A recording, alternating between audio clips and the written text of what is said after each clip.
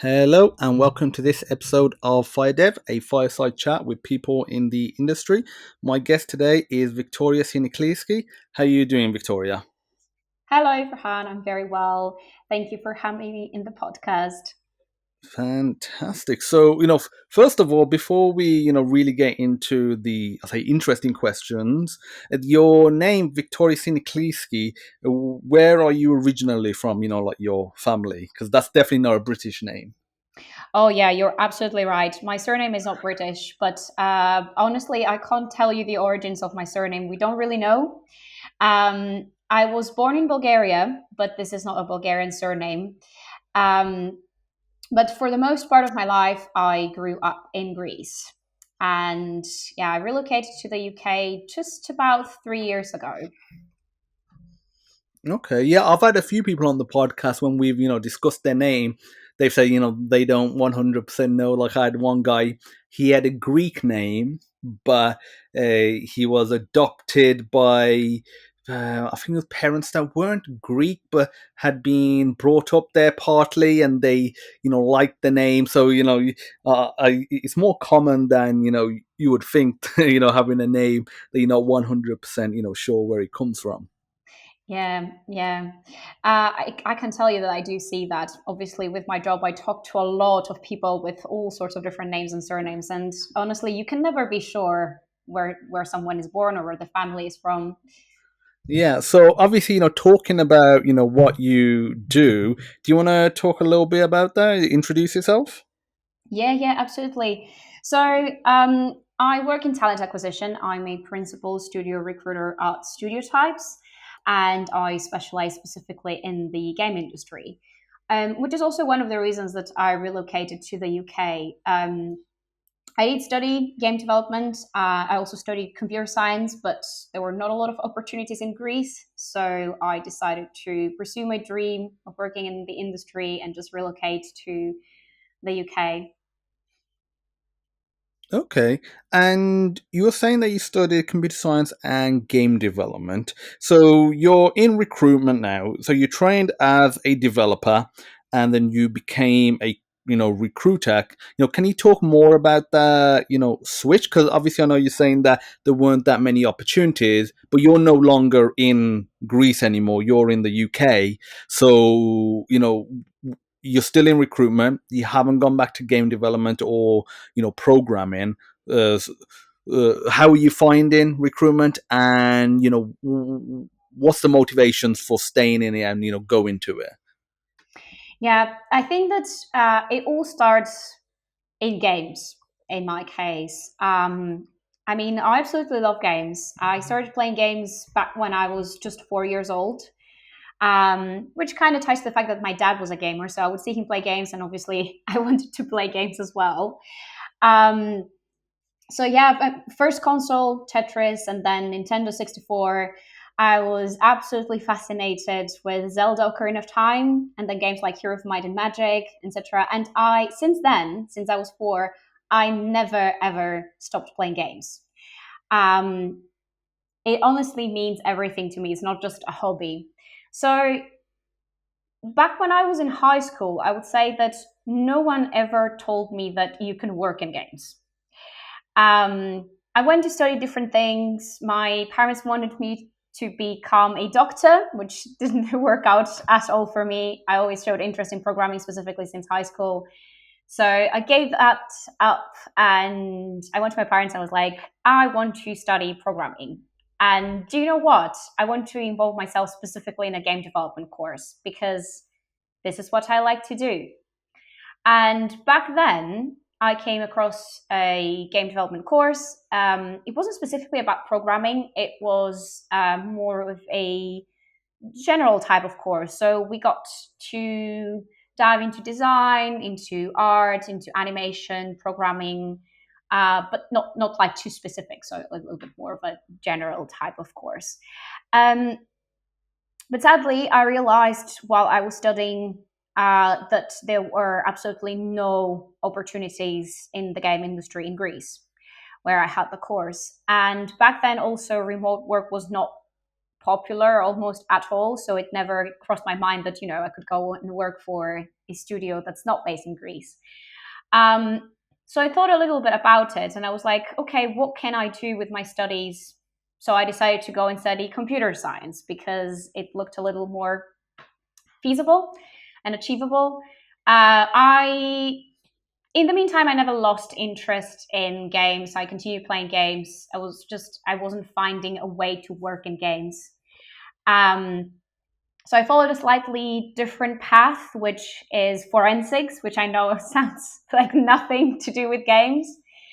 Um, and then after I finished the course, I was trying to find something again around games, around programming, which was quite difficult to be honest. So I sat down and I was like, okay, while I was studying either game development or computer science, what did I like?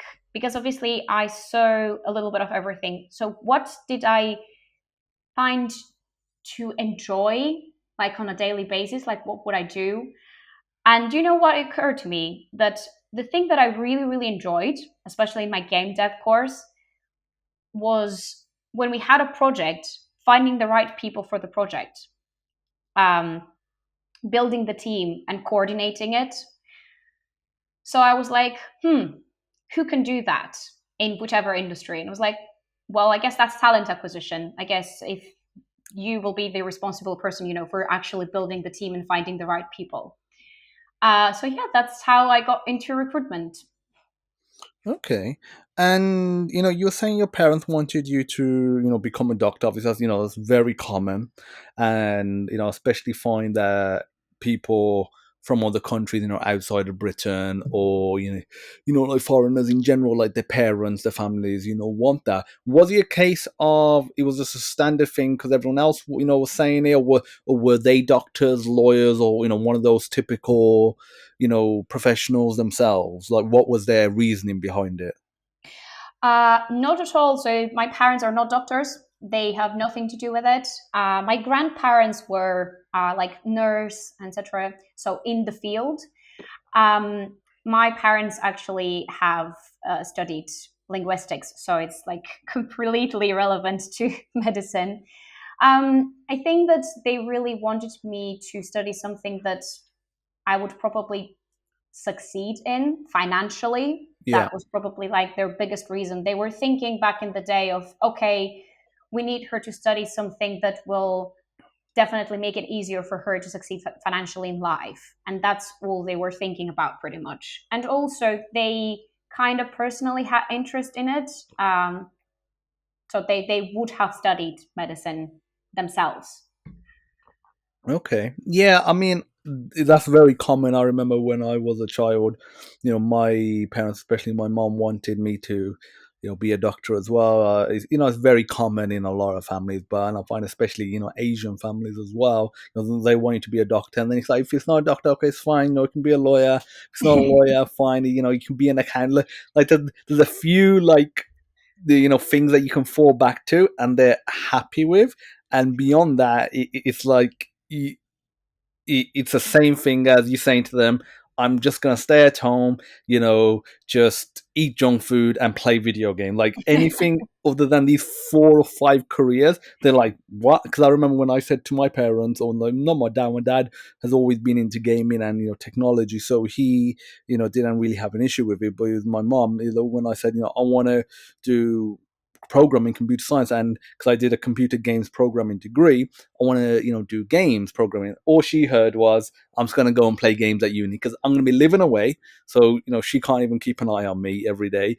I'm just going to go there, play games, and not be a doctor, not be a lawyer, not be an accountant or anything. And they was just like, at least be some other engineer. If you want to do engineering, why that? Why go into games? And there was another person on the podcast a few episodes ago called Natasha Huey, and she is a VFX artist at Respawn Entertainment, the people who make Star Wars Jedi Survivor, and she trained to be a nurse.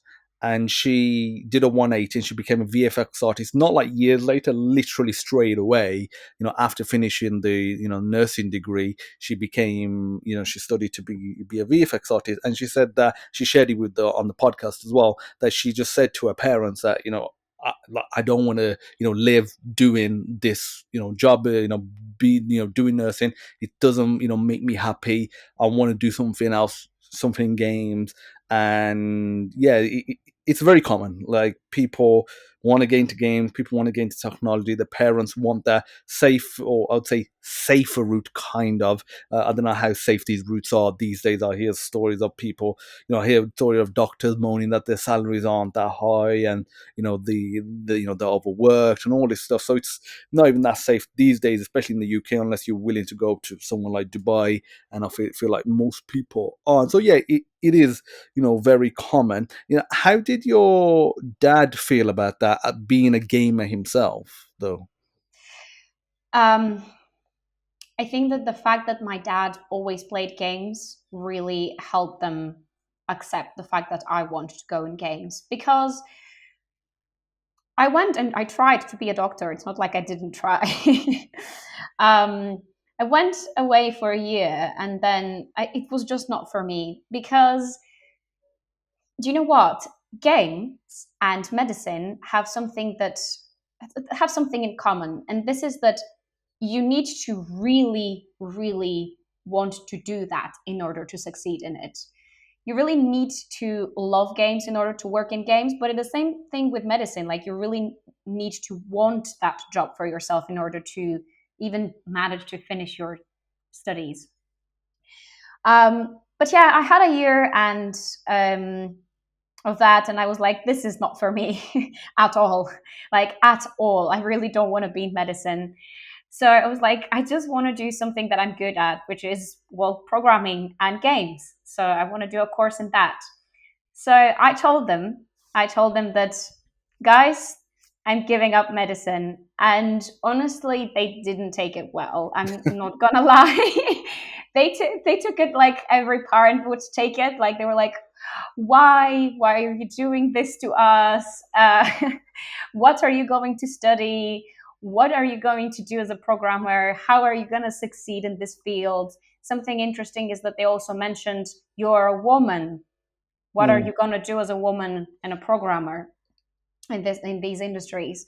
So they didn't take it great, but I think after a while they accepted it, because they knew that I was good at programming. They knew I really like it, and I think that my dad had an understanding that games can be a job.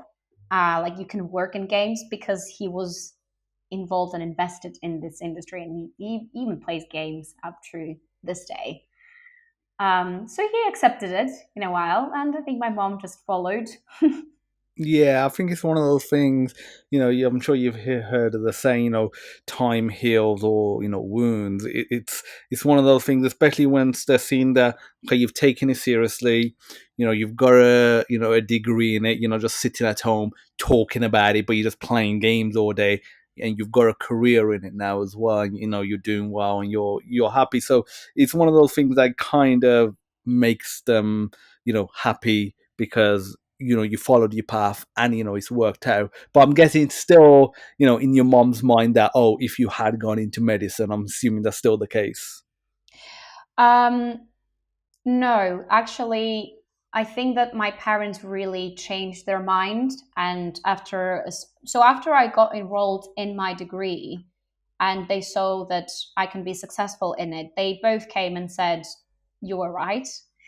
And now, after COVID and everything that has happened, and also my dad actually changed his degree into working for the NHS, and he struggled a lot. So their opinion now is that, good for you. Like, you chased your dream, you made it, you changed our mind, and you're successful in what you do, and you're happy, and you're even financially stable. So they have accepted it, and they're actually very happy for me. I don't think they have, or they will ever have, second thoughts.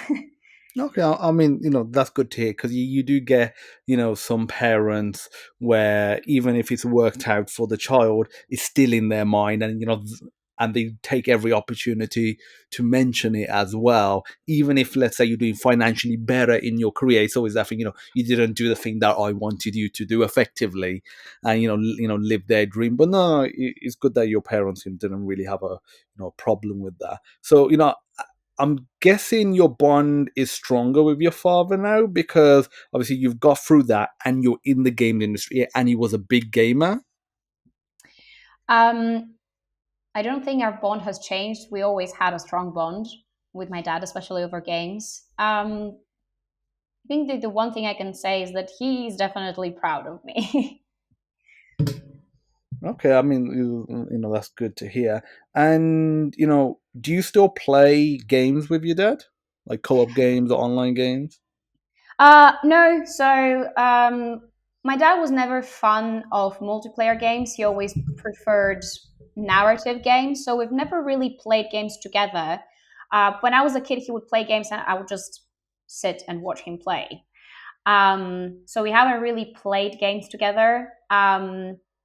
But yeah, and I think that now because he doesn't have a lot of time, I guess, and he also doesn't have a console or a gaming PC anymore, he mostly plays mobile games. So we don't really play together. Okay. Yeah, because I've got a daughter. She's just over 1 years old, and I'm waiting for the day that she starts playing games, and not only starts playing games, I can play with her because I love single player games. I love narrative driven games, Uncharted, Last of Us, Star Wars, Fallen Order, Jedi Survivor, all those games. But I do enjoy some online games as well. Don't get as much time as I used to when I was younger, but still do enjoy it, and especially co-op games. Have you ever thought about playing games like A Way Out or It Takes Two, with your dad? Because obviously they're very narrative driven and they're co-op games as well. I think that my dad would absolutely love It Takes Two. It's just the fact that he doesn't own a console. I think I need to convince him to buy a console in order to play. But I think I would probably be able to convince him to buy something like a Nintendo Switch. It would be really nice to play with him. Now I play with my partner. So yeah, I do have someone to play with, like in my own little family. Yeah, yeah. I mean, that's true. As you do grow older, you have other people in your life, and you have other people that you play with. Have you played those games? It Takes Two. I played with my partner, and I absolutely loved the game. I think it's an incredibly good game. And honestly, I don't know if you agree with me, but I missed having like a good split screen game. Like, why do we not get split screen games anymore? Oh, It was so don't popular back in the day. And don't get me started on split screen games or the lack of them. I hate that they're going away from that. You see a game comes out and you're like, oh, it looks like it's going to be a split screen couch co-op game. It just looks like it should be, and they say the split screen gameplay. And you're like, oh, they haven't mentioned couch co-op yet, but okay, hopefully. And then it comes out, or they provide some more details, and it's online split screen. I mean, it's online, multiplayer with the other person. And you're just like, oh, that's not what I want.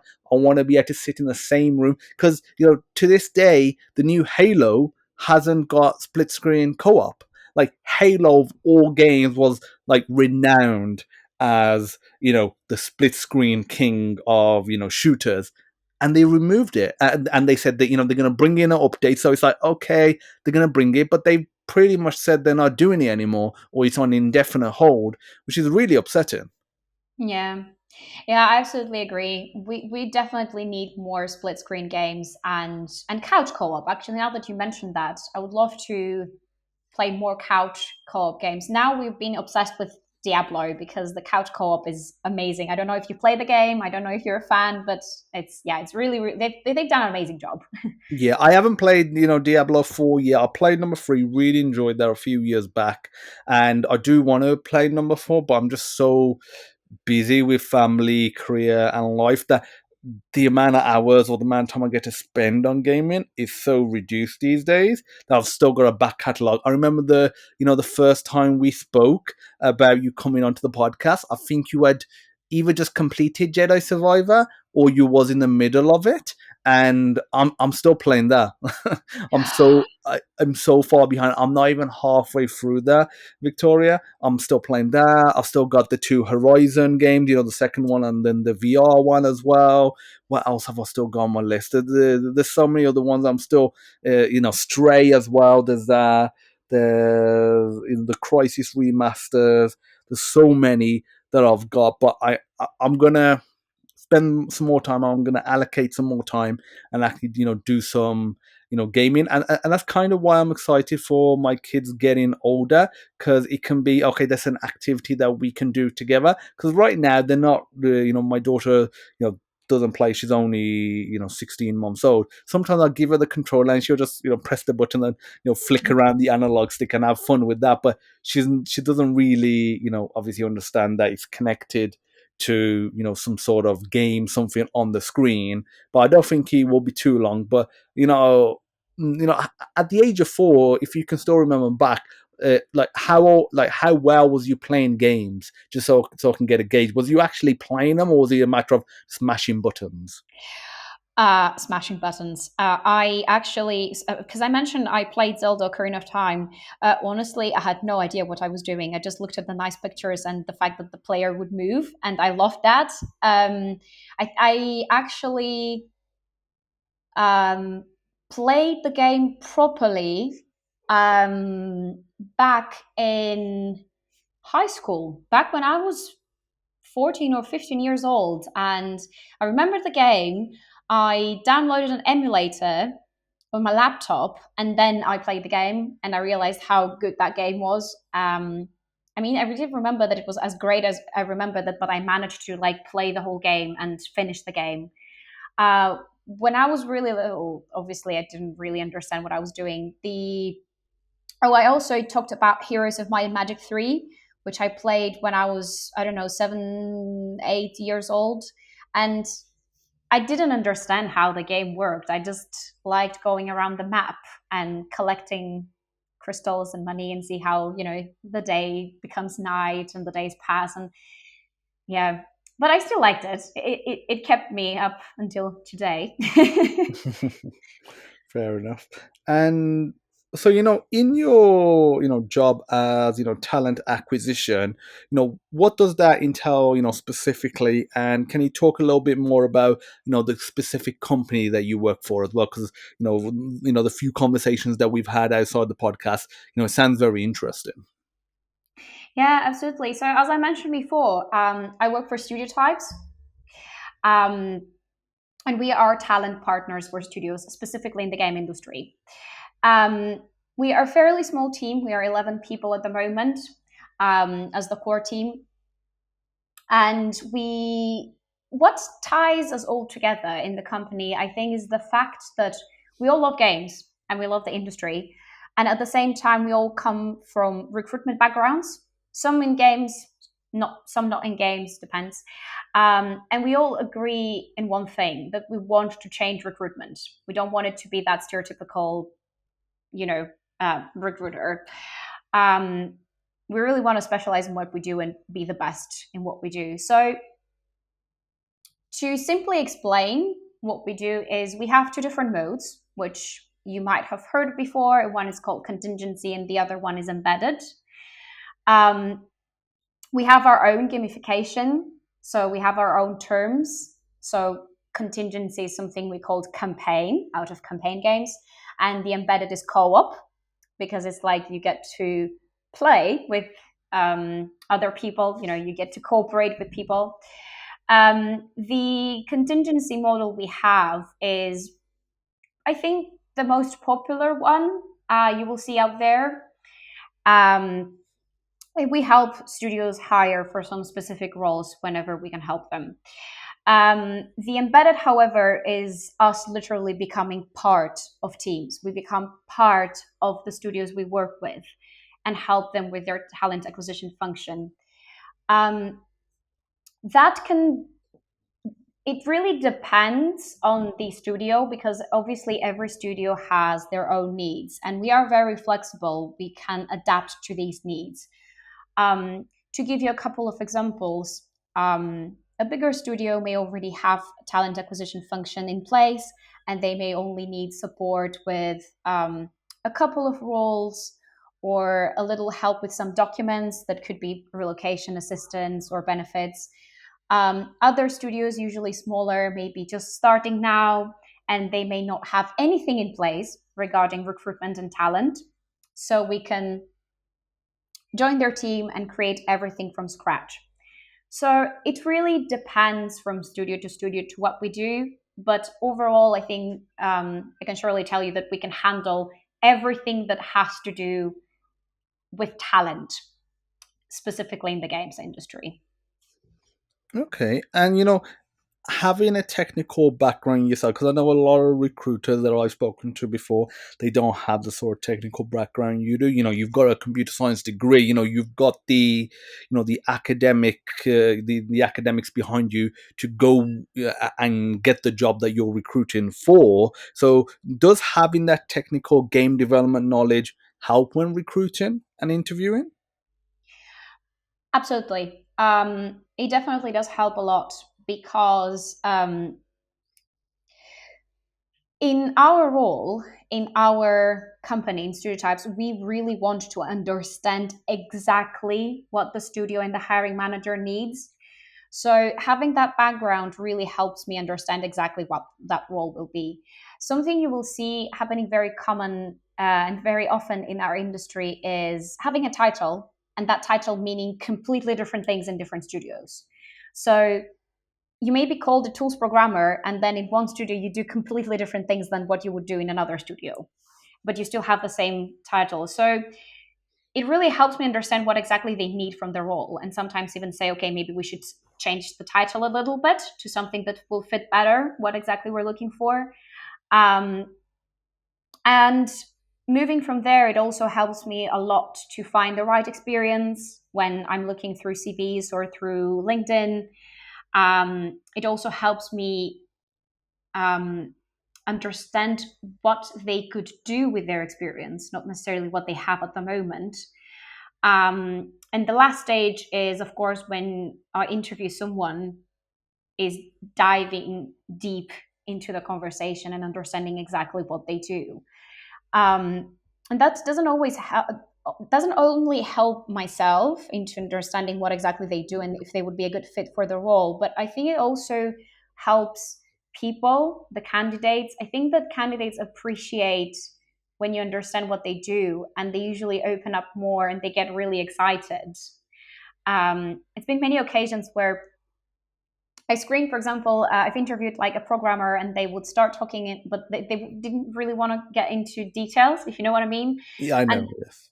and then you're like, oh, actually, I understand what you're talking about. So do you want to dive a little bit deeper into that? And they're like, oh, really? That's very interesting. And they really want to talk about it. So yeah, I think it definitely helps. Oh yeah, I can definitely imagine that. But do you get any animosity from other recruiters that don't have the technical background, and they can see that you're creating a connection with the people that you're recruiting or you're recruiting for in a way that they just physically can't because they don't have that technical knowledge? No, I mean, I can tell you for our team, obviously, and the way we see it is everyone has their superpower. So everyone in our team has their own strengths. We have people that have so much knowledge in production, for example, and I would go to them for advice instead of them coming to me. We have other people that are like studio and games gurus, like they know everything that's happening in the industry, everything that's happening with the studios. We have people that really, really know what they're doing in C-suite roles that maybe I don't understand that well. So everyone has their own strengths. So I don't think that there's, yeah, I don't think I feel any animosity from other people. Okay, and like when you're recruiting for these, game technical roles, what do you look for most? What stands out when you're looking at candidates, in this industry, compared to other industries? Um, I will answer that question a little bit more generally, not necessarily for programming or engineering roles. Obviously, I do work all of the core dev roles out there, all art, animation, even marketing or um, programming. So there's one thing that, as I mentioned before, ties everyone, and this is everyone's passion for games. You will rarely find people that don't like games working in our industry. Everyone absolutely loves it.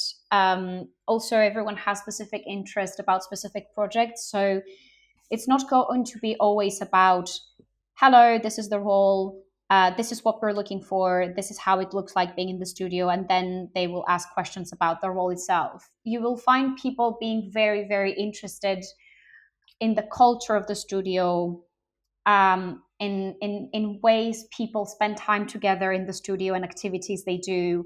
They want to know about like the values of the studio, the communication, the projects as well are very, very important. You will see that some people just want to work on specific project. They don't want to go and work for any studio out there. Um, and the yeah, I guess the other thing to mention is that everyone is very easygoing and down to earth people. They're genuinely open and relaxed conversations. Okay. A question that I get very often is, I want to get into the industry, especially games, and I don't have any experience of, programming, a degree, behind me. What's the best course of action to take to actually, get a job, make sure I'm paid well as well? So, obviously having recruited people, I'm sure you've seen people that have a degree and then don't have a degree, done all sorts of, paths. What advice would you give to someone like that? That's a great question, and actually, it's something that a lot of people ask me, and a lot of people do reach out to me because they want to get in the game industry. The brutal, honest truth is that it's not a big industry. It's a fairly new industry, and it's a closed industry. It can be very difficult to break into the game industry. It is very well known. Um, Maybe definitely very well known in the industry, but I think that it's known outside of the industry as well, that it's difficult to break into it. Um, One advice I can give is the game industry is a whole industry. It's not about core dev roles. There are not only artists, animators, and programmers out there. You can work in marketing, you can work in content in games, you can work in finance, you can be a lawyer and specialize specifically in the game industry. So what you need to do is, I think what I did is identify your strengths and your interests and trying to find a path in games in the industry doing that. Um, and another thing to mention is that the way to go is, if it exists in other industries, it probably exists in games. You just have to find what exactly that is. What is your interest? What are your strengths? Um, However, something you did mention about pay before is something that I would like to stress, is the fact that probably if you are a senior right now somewhere, even if you're like a senior programmer, maybe in tech or like in Android development, you will probably take a pay cut and a seniority cut in order to join the game industry, just because it's a new industry and you will have to learn quite a few things from scratch. Yeah, talking about pay, I've seen that a lot, and you can read about it online that in general, with the same sort of experience in the, I guess, similar style of role, you can get a lot more money in tech, especially if you go to if you can get into one of the big Fang or Man companies, as it's known now, compared to the gaming industry. Obviously, I know you're saying the industry is relatively new, but it's not a few years old. It's it's older than that, and there are plenty of companies like. Why do you think they're not paying as much, even though they're the companies that are bringing in billions of revenue a year from their games? Like, if to me personally, I would like to hear your opinion on this. To me personally, it feels like they know people want to get into this industry for a specific reason. They love games. They want to be in the industry. Whereas I feel like people that work at a tech company, they're more likely, okay, I've got a skill as a programmer, for example. I'm just gonna get whatever, let's say, web development role I can find. And one of the ways that companies attract you is obviously salary. I feel like with games, it's a matter of, if you really want to get in, you can get in, but we're gonna, give you less money because we kind of can. Like, do you think there's an element to that? Um, it could be. I don't think I have an opinion specifically on that. What I can tell you is that, going back to what you said, it is a fairly new industry. I mean, games and as becoming an industry started in the mid 80s and bloomed probably in the 90s. I mean, yes, like the first games were indeed back in like the 70s, but it wasn't an industry back then. So it is fairly new. Um, so regarding pay, if you look at very big studios, they definitely pay much better. If you look at the huge studios that are, have been out there for years and years, and they're really, really good established, and they don't need publishers or they don't need investment. However, if you are someone interested in working for smaller studios or maybe mid-sized studios, then honestly, it really comes down to budget. Like most of the smaller mid-sized studios don't really have the budget to pay huge salaries. After all, yes, some games are expensive. They may cost like 70, £80, but at the same time, some smaller games can be free to play, or they can be as much as 5, 10, 20. So it's not, they don't really get that much revenue if you think about it.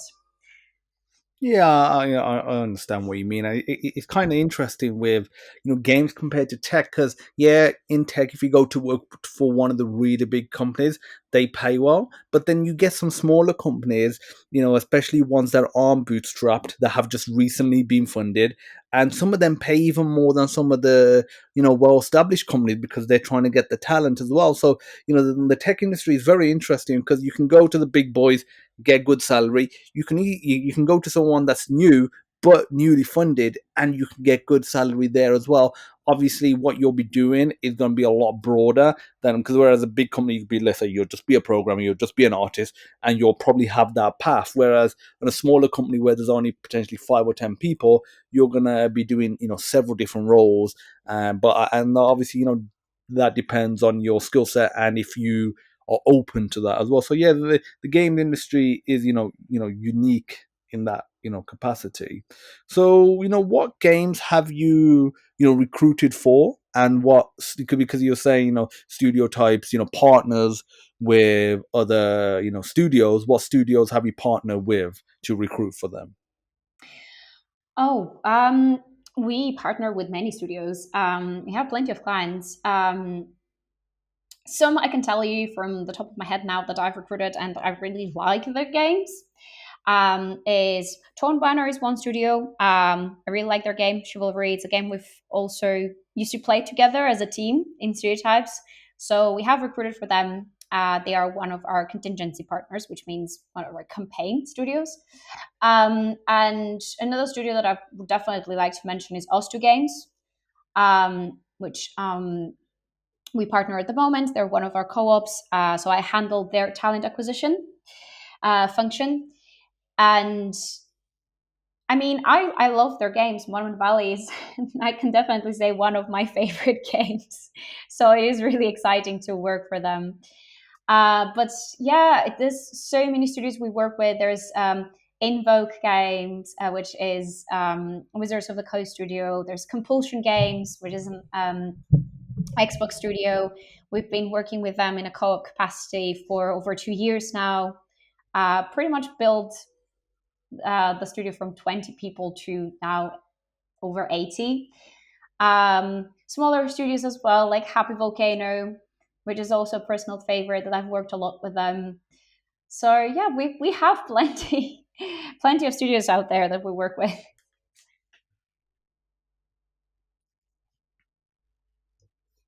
So, not giving any specific examples, but have you ever recruited for a company or a game that you don't like? Oh, Yeah, what? again, I understand you can't give a specific. If you want to give an example, I'm happy to hear it. But I know you probably won't. But it's one. It reminds me of. I remember as a kid thinking, and I know a lot of people think this as well. Game testing is like an amazing job, and but then when you realize that not only are you playing the game like the same bit again and again and again, and you're not like just playing the whole game, enjoying it, you're also gonna probably be playing games that you don't like. You're not gonna be selective. Probably gonna be playing, the latest Barbie game, for example, as a tester, possibly, unless you're working for a specific company. So yeah, you remind me of that. So have there been any scenarios? Um, I can answer this question very honestly, and the answer is that we don't work with studios that we wouldn't like to work for. So we don't just take any client out there looking, for help in recruitment. We actually do work with studios that align with our own values as studio types. So it hasn't occurred to work with a client that we wouldn't like to work with. Okay, and going the other way, have you? And I'm sure you can give more specifics in this scenario. Have you, worked with a studio or recruited for a game that you just absolutely loved, and you was trying so hard not to fangirl over it? Because obviously, you got to keep it professional. Obviously, you can express that you like the studio, that you express that you love playing the games, but you can't just be you constantly talking about their games. You've got to do your job as well. Recruiting. Has that ever been Has that ever happened? Um, well, one studio that I can definitely tell you that I absolutely love the games is Oster Games, as I mentioned before. I played Monument Valley 1 and Monument Valley 2, and I loved them. I loved them to the point that I had to tell everyone around me about the game and tell them that you have to now download this game and play it because it's really, really good.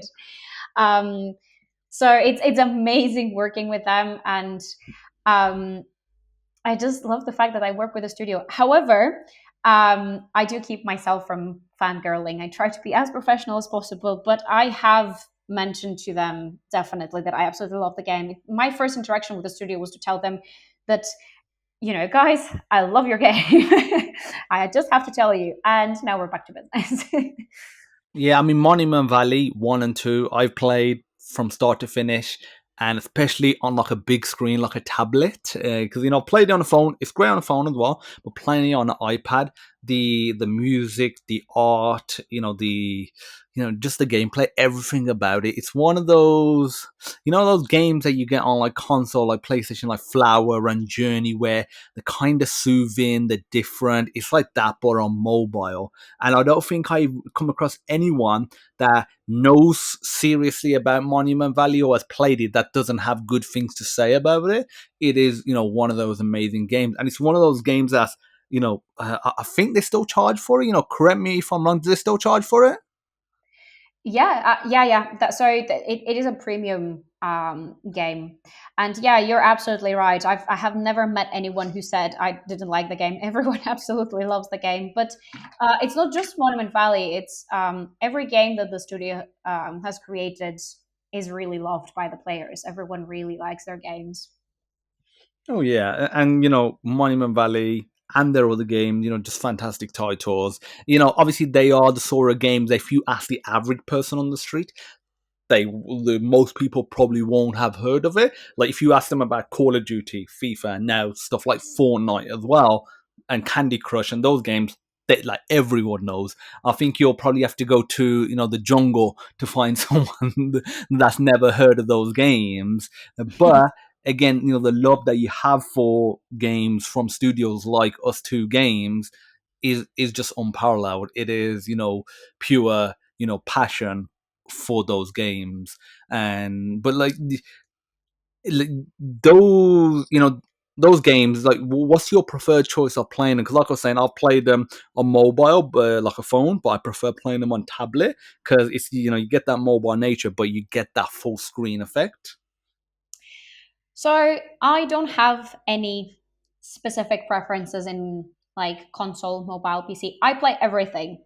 I've played most consoles you can think of. I'm a huge Nintendo fan, so I had pretty much most Nintendo consoles out there.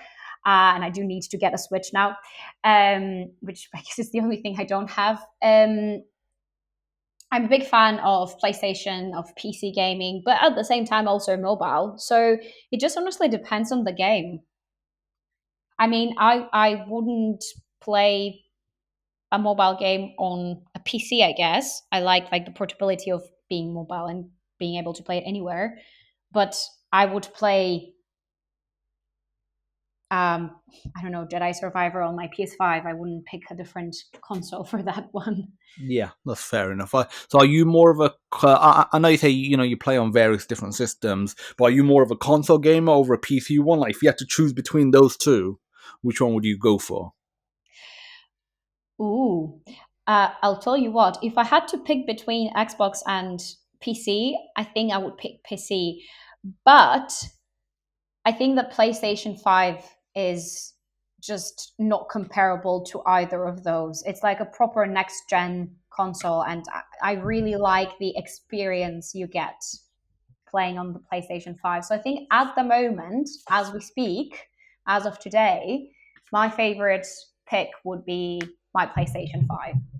Yeah, the PS5, definitely an amazing, console. I agree. The problem I had with I've got the Xbox Series X as well. When I saw that, when I got that, I actually liked the physical design of it. But when you launch it up, it's the same interface as the Xbox One, and I'm like, it, uh, it's hard to tell the difference on the surface of it.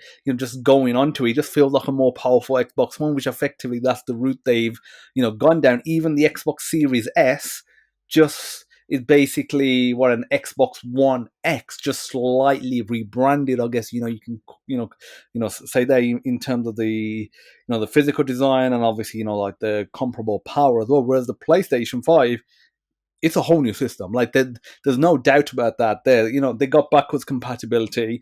They've got game developers still making games for PS4 and PS4 Pro, and then obviously making the PS5 versions as well. And they're still making it.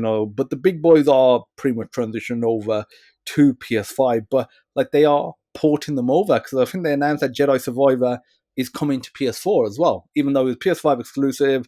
And but they're gonna port it over. I guess they didn't want to do it on launch to prevent the development time from overrunning because it's already got bugs in the game. So yeah, Xbox definitely doesn't feel like a whole new system, and the price point you know is and was the same as the PS5, but I think that shows that the PS5 has held its value more, and they've had a lot more sales as well. Talking about these different systems, what do you think of all of these subscription models like Game Pass on Xbox, and on PlayStation? We've got PlayStation Plus, now the tiers. I can't talk about the Xbox One because I don't own an Xbox, so I don't use it on a daily basis to have an opinion on it. But I do have, and I had a PlayStation Plus. I think it's PlayStation Extra actually now, the one that I have. I'm not very sure because they now have like the three slightly different subscriptions. But I think it's great, and it has actually incentivized me to download and play games that I would probably that probably wouldn't be my first choice if I didn't have it. So yeah, I think it's great. Yeah, I mean, like, how do you feel about? Because obviously, right now you can still buy games. You can subscribe. You can get the games like that, but you can still physically buy them. You can buy them digitally, and you own them. Whereas there's a lot of software on PC. Not gaming software, but other software. Like Photoshop, for example, it's become a software as a service. You're subscribing. You're not owning anything, and you have to continue paying monthly to access it. Right now, gaming you can, if you exclude online gaming where you'll need some sort of subscription model to access online game, but you could buy a physical disc copy of a game, and you can play that. Like, do you like the idea of all these subscription models, and that they potentially could start saying this new game isn't even going to be on disc, it's subscription only, so it forces you to subscribe, and you have to subscribe to like the more expensive tier.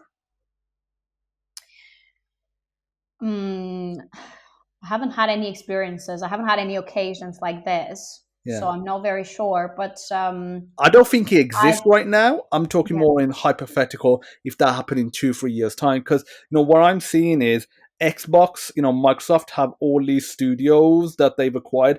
They're in the process of trying to get Activision and Blizzard, and I think that sale's going to go through. I think they're just because they just announced that they're going to spin off something, from the deal, basically something that they don't really care about to, Ubisoft. But they're going to get Activision Blizzard, and no matter what, Phil Spencer or anyone, like, to me personally, says, oh, these games will stay multi-platform. Yep, initially, but like there'll be so many ways of making people think, Xbox is the platform to really only experience these games on. Because I know you don't have an Xbox, but with Game Pass Ultimate, you get Halo on day one, you get Gears of War on day one, you get Forza on day one, you get Hellblade, the second one that's coming out day one, you get Stalker 2 day one, Flight Simulator day, like you're seeing the caliber of game. Imagine Call of Duty day one, Diablo day one, and then even saying, you get some extra bonuses and all this other stuff. Like it gets to a point where if you're not subscribed, you're kind of missing out. I don't see it that way. You don't?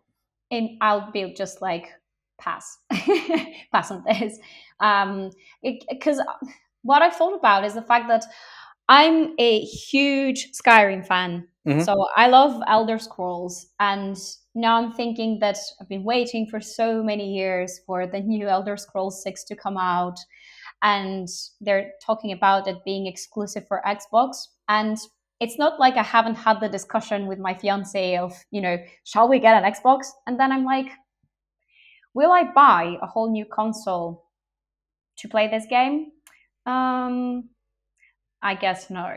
I mean, I love the game, but I can't justify it. I'll just say I won't play it. I'll watch the gameplay. I watch people streaming the game, but I'll be fine. I'm quite chill as a person, so Yeah, I think that's fair enough. Plus, also when you do, or already have, a good console like PlayStation, and there's so many good titles on there. If it was a situation where they only had multi-platforms on PlayStation and there was no exclusives, obviously PlayStation has Uncharted, it has Little Big Planet, it has Gran Turismo, all these great titles, Horizon, Last of Us, all this stuff. There's definitely a lot of games to choose from as well. One thing I do like about these subscription services is because you're kind of forced to have if you want to play online because need it for online access, and I just go for the max mod or the max tier anyway, because if they're going to force me so I can have as much content as possible. Is that there's times where, because I'm busy, as I mentioned earlier in the podcast, I won't buy a game straight away, and like I'll look 6 months later and it's available for free on PlayStation Plus or Game Pass, and I'm like, I would have actually bought that when I had the time to play. Now I can access it for free, and on top of that, it's probably been patched from the initial bugs. So there is that benefit to having the subscription services. You do get titles that you, like I said, either would not have experienced otherwise, or you would have got round to gain it, but now they're just there for free when you want it.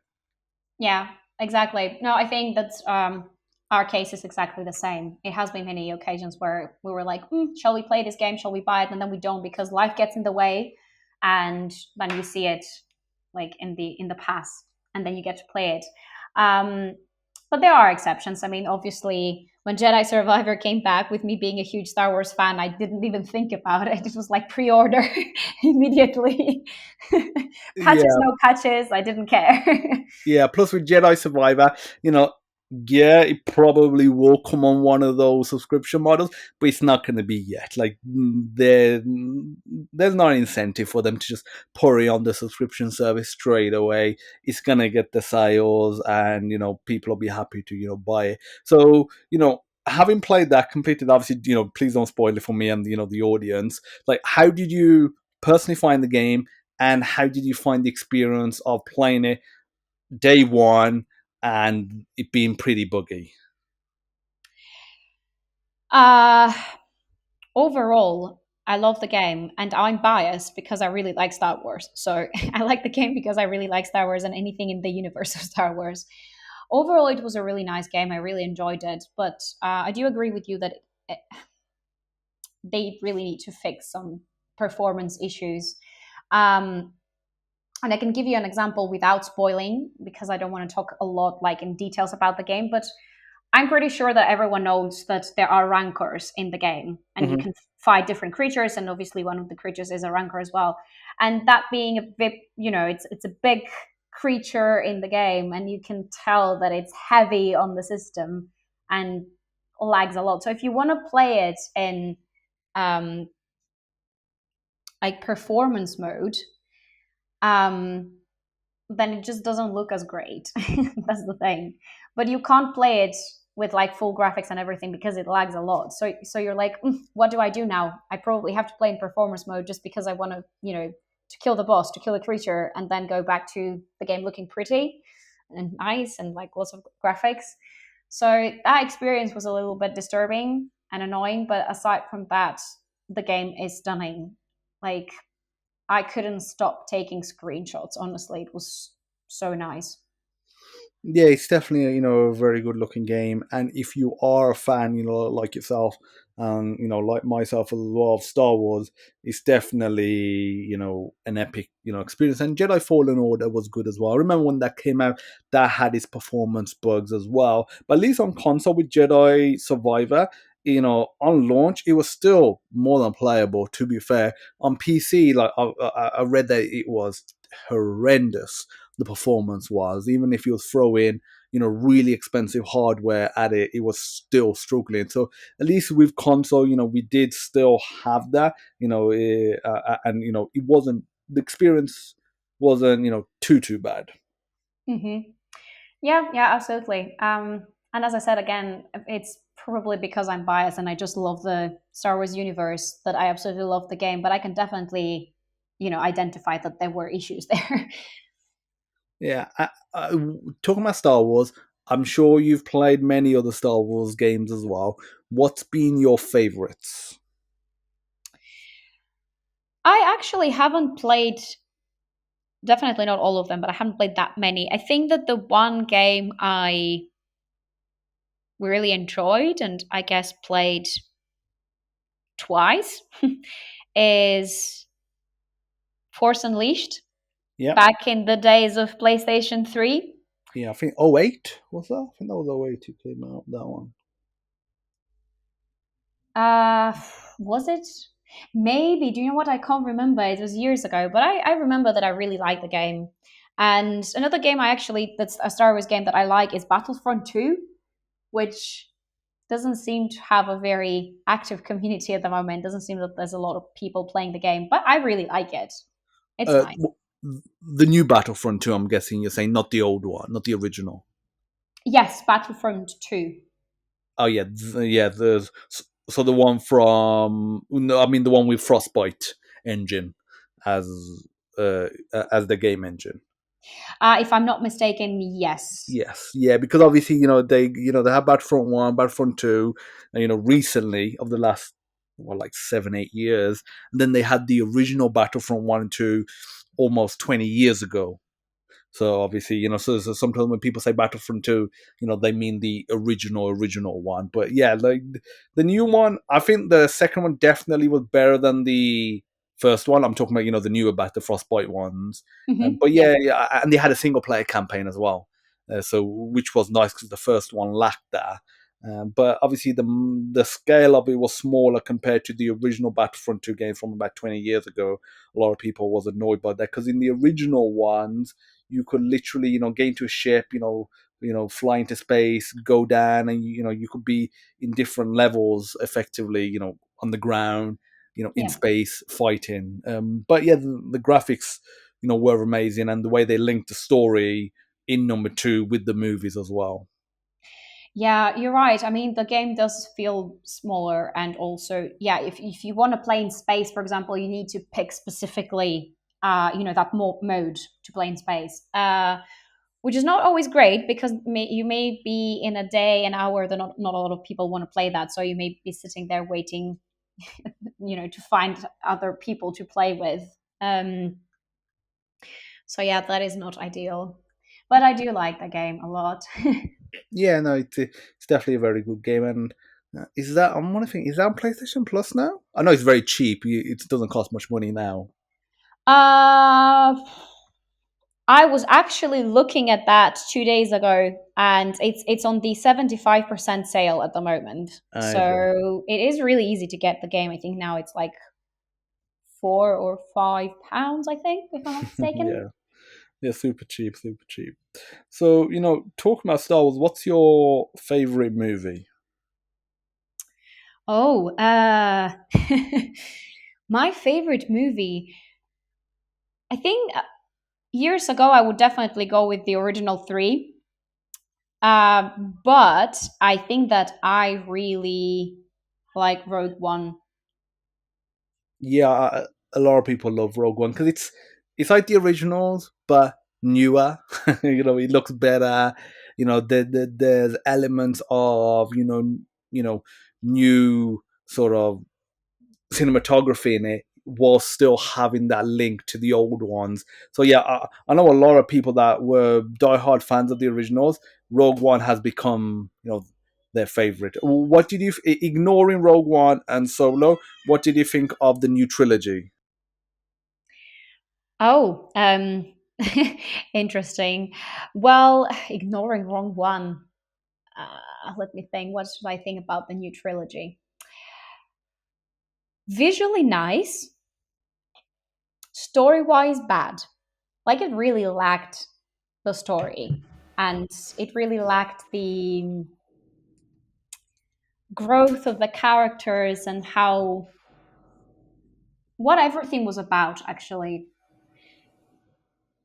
So yeah, I'm not a great fan. Again, looks great, but do we really watch and like Star Wars because it looks nice or because we really like the story? I think that most fans will say the story and the characters. Yeah, I think the way it looks and like each movie looks amazing for its time, especially the original trilogy and the prequel trilogy does.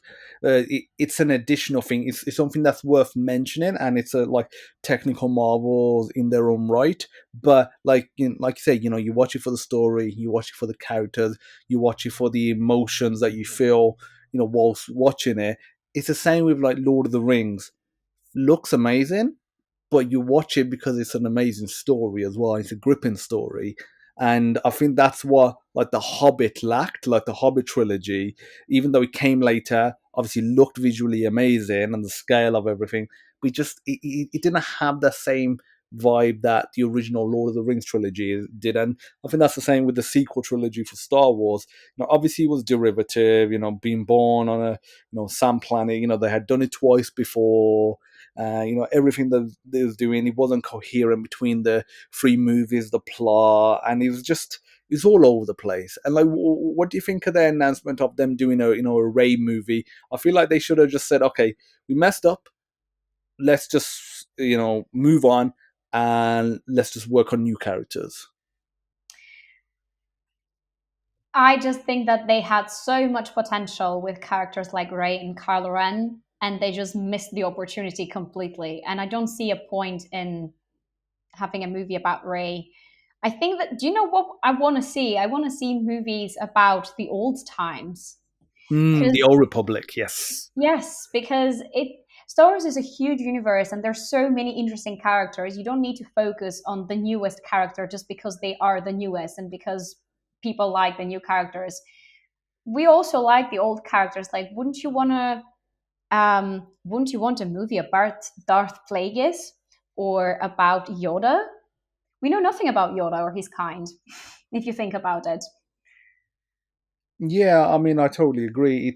It would be great, to have more exposure to, obviously Darth Plagueis, would be good, having a young, Sidious in there, him training under him, seeing that he's not strong enough, compared to where Darth Plagueis is, and linking it in with not necessarily a movie, but doing the other TV show where because Darth Plagueis was meant to be alive during Phantom Menace. Obviously, he's never on screen, and I don't think he's even mentioned in the novelization of Phantom Menace. But he's meant to be alive during that period because in the book about Darth Plagueis, I think he's meant to be overlooking. I think the funeral of Qui Gon Jinn or one of the major events in the movie. He's basically overlooking it, and so he's around. So to explore that, I think that would be great. See that different angle, see how things are working behind the scenes, and then obviously his downfall. And I would like to go even further back than that, where you've got the Old Republic game, Knights of the Old Republic. A lot of diehard Star Wars fans love that to, explore Darth Malgus, and all those other Darth Revan, all those characters. I feel like the thing is, everyone knows the Skywalkers, for example. It's kind of a guaranteed sell, unless you're a diehard Star Wars fan. Whereas I personally feel that if they made a old Star Wars movie set like 2-3 thousand years, in before in the Battle of Yavin, for example, yeah, I feel like every Star Wars diehard fan would love it as long as it's made well. But I don't think you'll get the box office, sales that like a Force Awakens would, for example, or a Last Jedi. Yeah, no, I agree. You definitely have a point there. I mean, I'm pretty sure that a lot of new fans of the Star Wars universe probably don't even know who Darth Plagueis is. So I No, don't know if and he's still relatively new on the timeline. Like I said, he's technically meant to be around here in Phantom Menace, let alone going 2-3 thousand years back, where you're going into, Darth Bane, Darth Malgus, and all these other characters. yeah, yeah, absolutely. The reason I mentioned specifically Darth Plagueis is because it kind of you can tie it a little bit, to Palpatine, to Darth Sidious, and where it all started for them and for the franchise. So it is a bit easier to tie it into it. But again, you're right; it probably wouldn't make the box office. Yeah, it would. What I really would also love to see is either 3 seasons or 3 movies of the Darth Bane trilogy books. I don't know if you've read those books, but they were amazing. And I know a lot of Star Wars fans love them as well. Actually, no, I have not read the trilogy. Yeah, I mean it's an amazing book. I don't know if you read much of the Star Wars books or listen to the audio. I think the audio books are in many ways better than reading it because they have sound effects. They got different voiceovers for like the different characters, so you can actually imagine it a lot more compared to like a regular audiobook. Yeah, that's actually a great point. I think I should probably have a look at that. So what's been your favorite game of all time that you've played before? My favorite game of all time. Oh, my favorite game of all time. Wow, that is such a difficult question. I'm I'm falling into an existential crisis at the moment. I think that I will say the Zelda franchise. I won't pick one game. I will say the Zelda franchise, and I'll tell you why. I think that there are great games, at least most of them. Great story, great everything. I think that honestly, the designers have thought of everything in the games. Um, and obviously, it has, specifically Zelda Ocarina of Time, has a very special place in my heart because it's literally the game that made me love games, and it's the reason that I'm guess here today. Fair enough. And talking of games that you've played, what games stand out as just being terrible? Ones that you haven't found fun, or they were just really poorly made and you just hated it. Like are there any games that stand out to you as they were bad games for whatever reason? There aren't any games out there that I've played and absolutely hated. I think that I can see the beauty in every game out there and understand what the idea was, what they were trying to do. Maybe it didn't work out, but it's still, the idea behind it. Um, I think that one game that I have like a love hate relationship with is probably League of Legends because I really like the game itself. I like that it's a multiplayer online game. I like the lore and the characters and the stories and the universe, but I think I dislike the how competitive it is, like with the rating system, and also the community is quite toxic. So probably these are the reasons that I've stopped playing the game. Um, and I guess another game that I like, but I also dislike things about it, is actually a Star Wars game, which is Star Wars Galaxy of Heroes, which is a mobile game, and it's very, very heavy on monetization. Nice game, but very heavy on monetization. Yeah, like the mobile games. Obviously, it's not just Galaxy of Heroes. I know the one you mean. It's just mobile games. I find a lot in general, and that they're heavy on monetization. They are effectively play to win. I know some people try and defend them on it and say you don't have to pay for it, but there's like so many elements to that. That statement. One, you know, like to really get the most out of it, you have to pay. Two, the bigger games, they make the game in a certain way that you kind of get hooked, and you want to pay pay that £1, £2, and you feel like it's not a lot of money, but then it adds up. But that's when I love games like Monument Valley from us too. It creates a nice blend between a console game that's now like 60, £70, and PC game is probably like 50, £60, and a free to play game. It's like, okay, you're gonna pay for it, but you're gonna get an amazing experience, but it's gonna be cheap. It's like, I think, what, about a fiver? I think it's about £5. The Monument Valley games are. So I do appreciate it when there are studios that are doing those sort of games, and they're not caving in and saying, you know what, we're just gonna go free to play.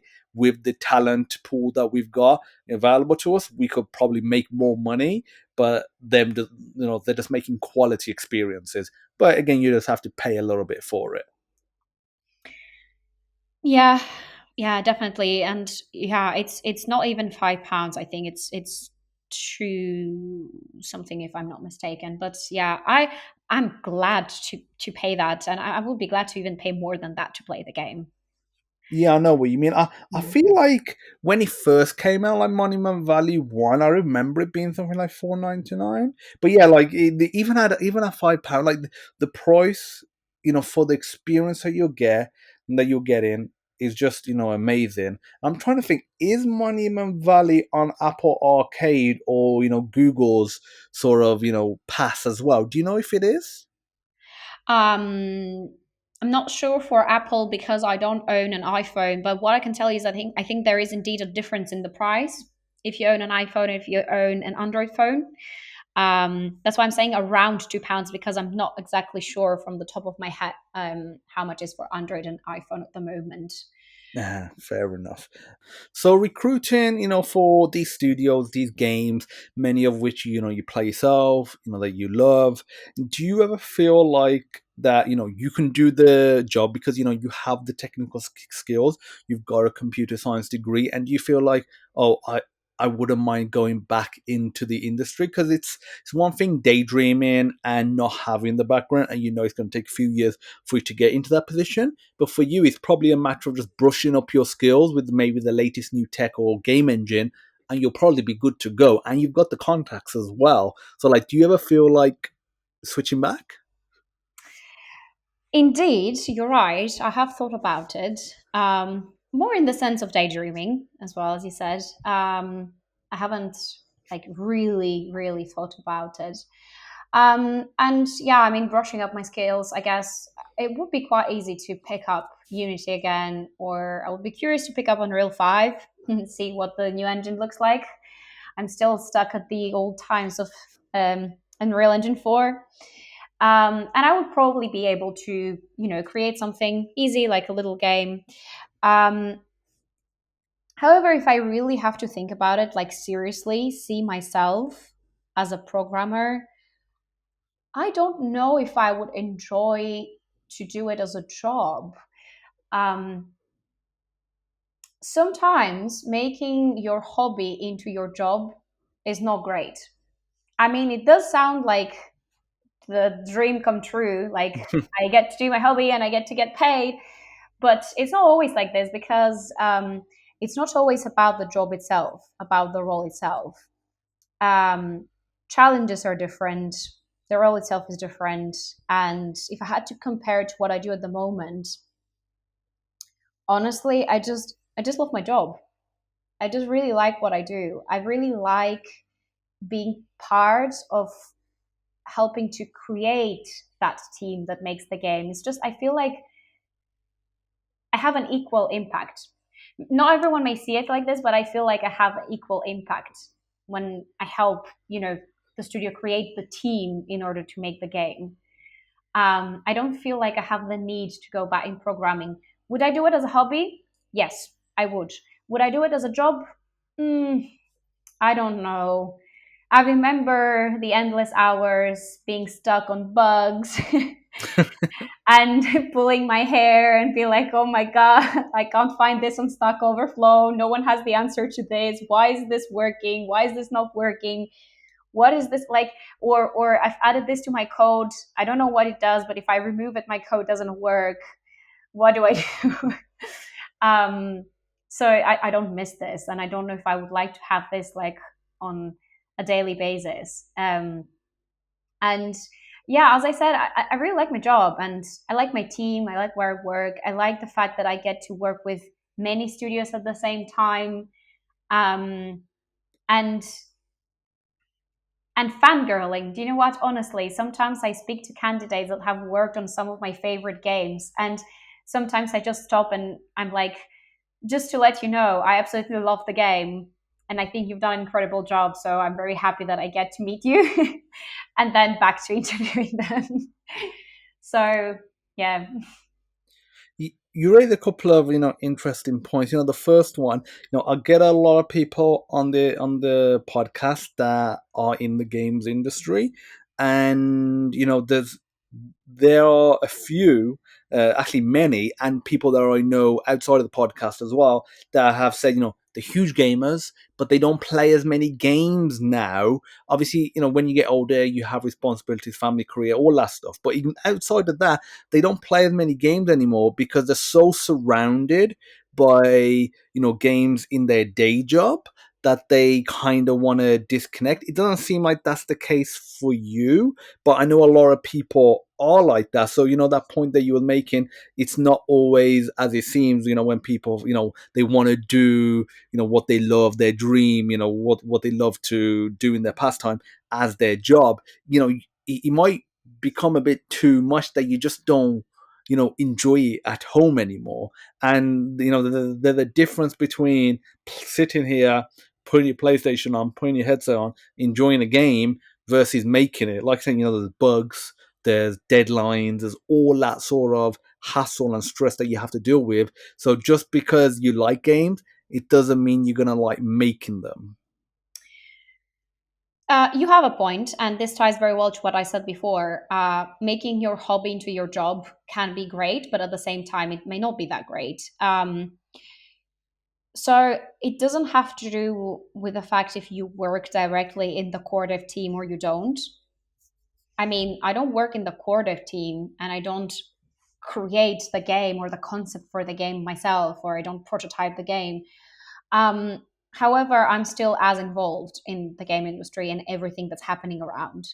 And there are days where I really don't want to play games.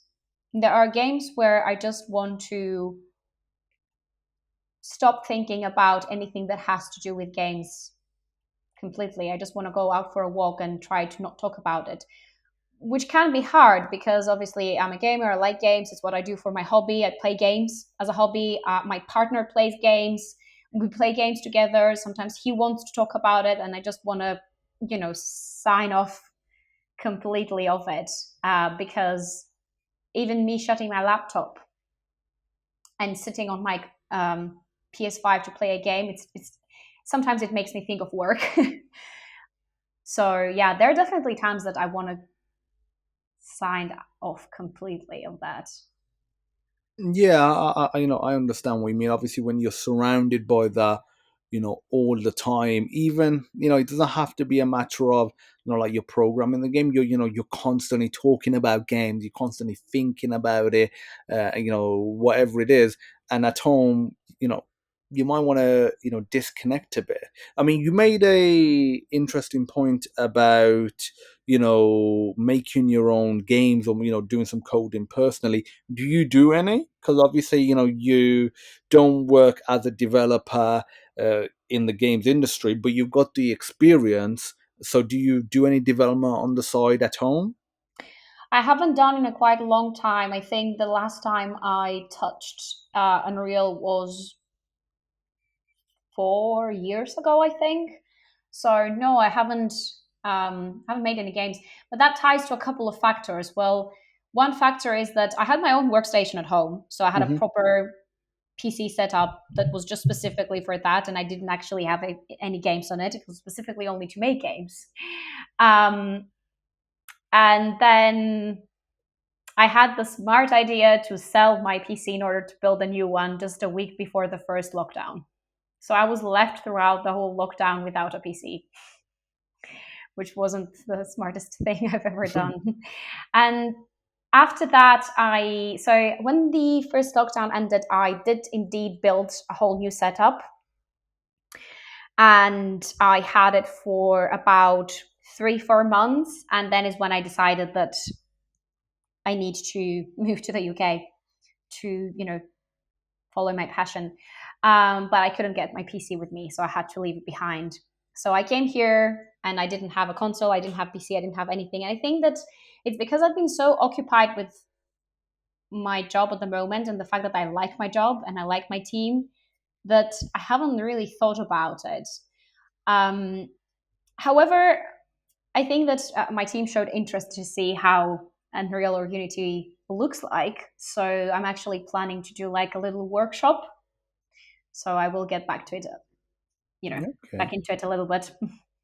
Fair enough. So, you're an ambassador for, women in games. What does Women in Games do as an organization and what's required from you as an ambassador? Well, Women in Games is a community pretty much. It is a big and fully encompassing community. Um, so it is basically a non-profit organization. It was funded, I think, a little bit over 10 years ago, 2009, if I'm not mistaken. And some really interesting statistics about that is the fact that back then, when it was funded, I think that in the games industry, women were 6% of the workforce, which is nothing if you think about it. That's a very low number. And I think about 10 years later, 2020, the global average statistic is 22%. So there's definitely improvement. It's really nice to have a community to be part of that, understands how it is being a woman in this industry.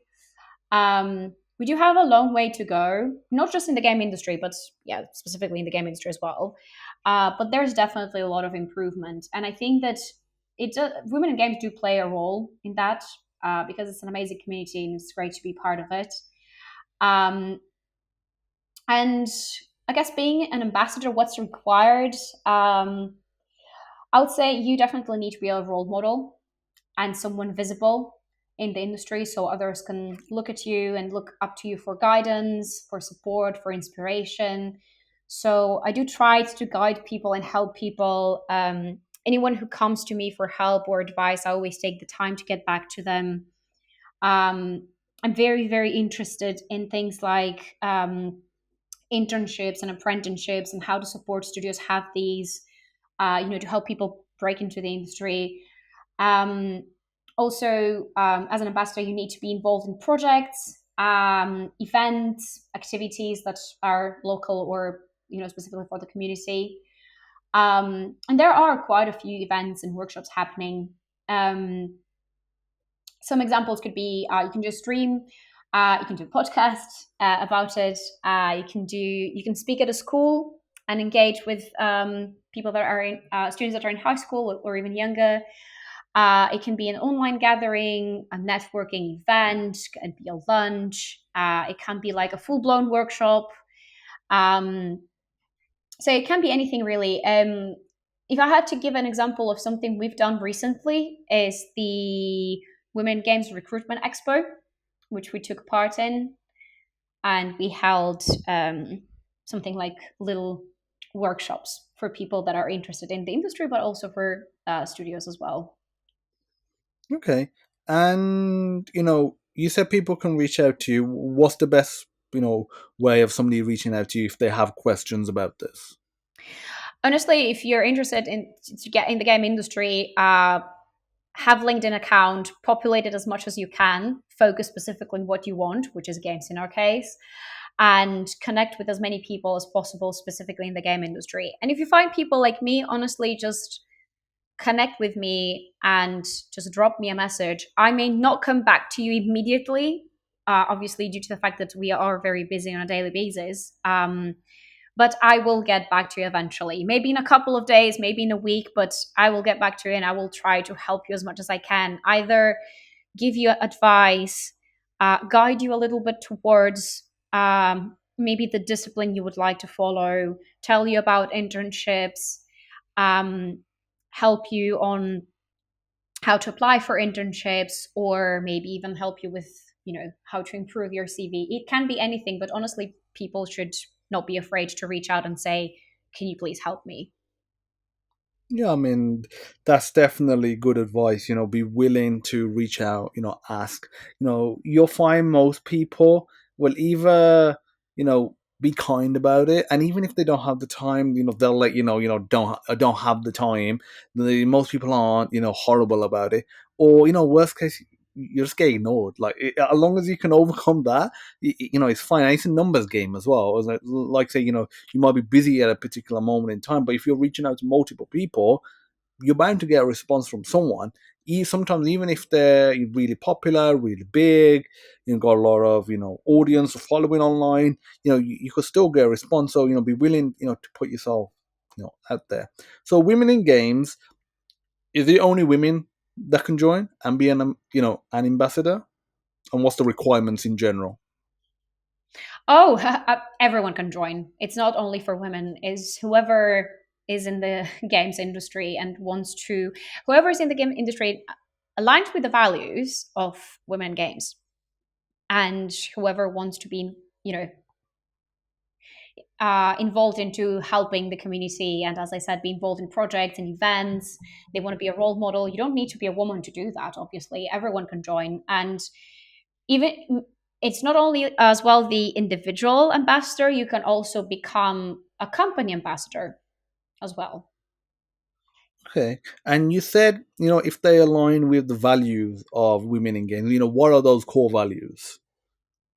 When I say values, I think that it's mostly around creating a space where that it's a very encompassing community, a space where support will be given, where you have like genuine interest in helping people, get into this industry and make it a nice place to be in.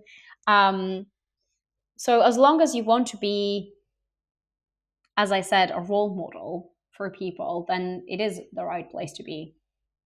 Okay.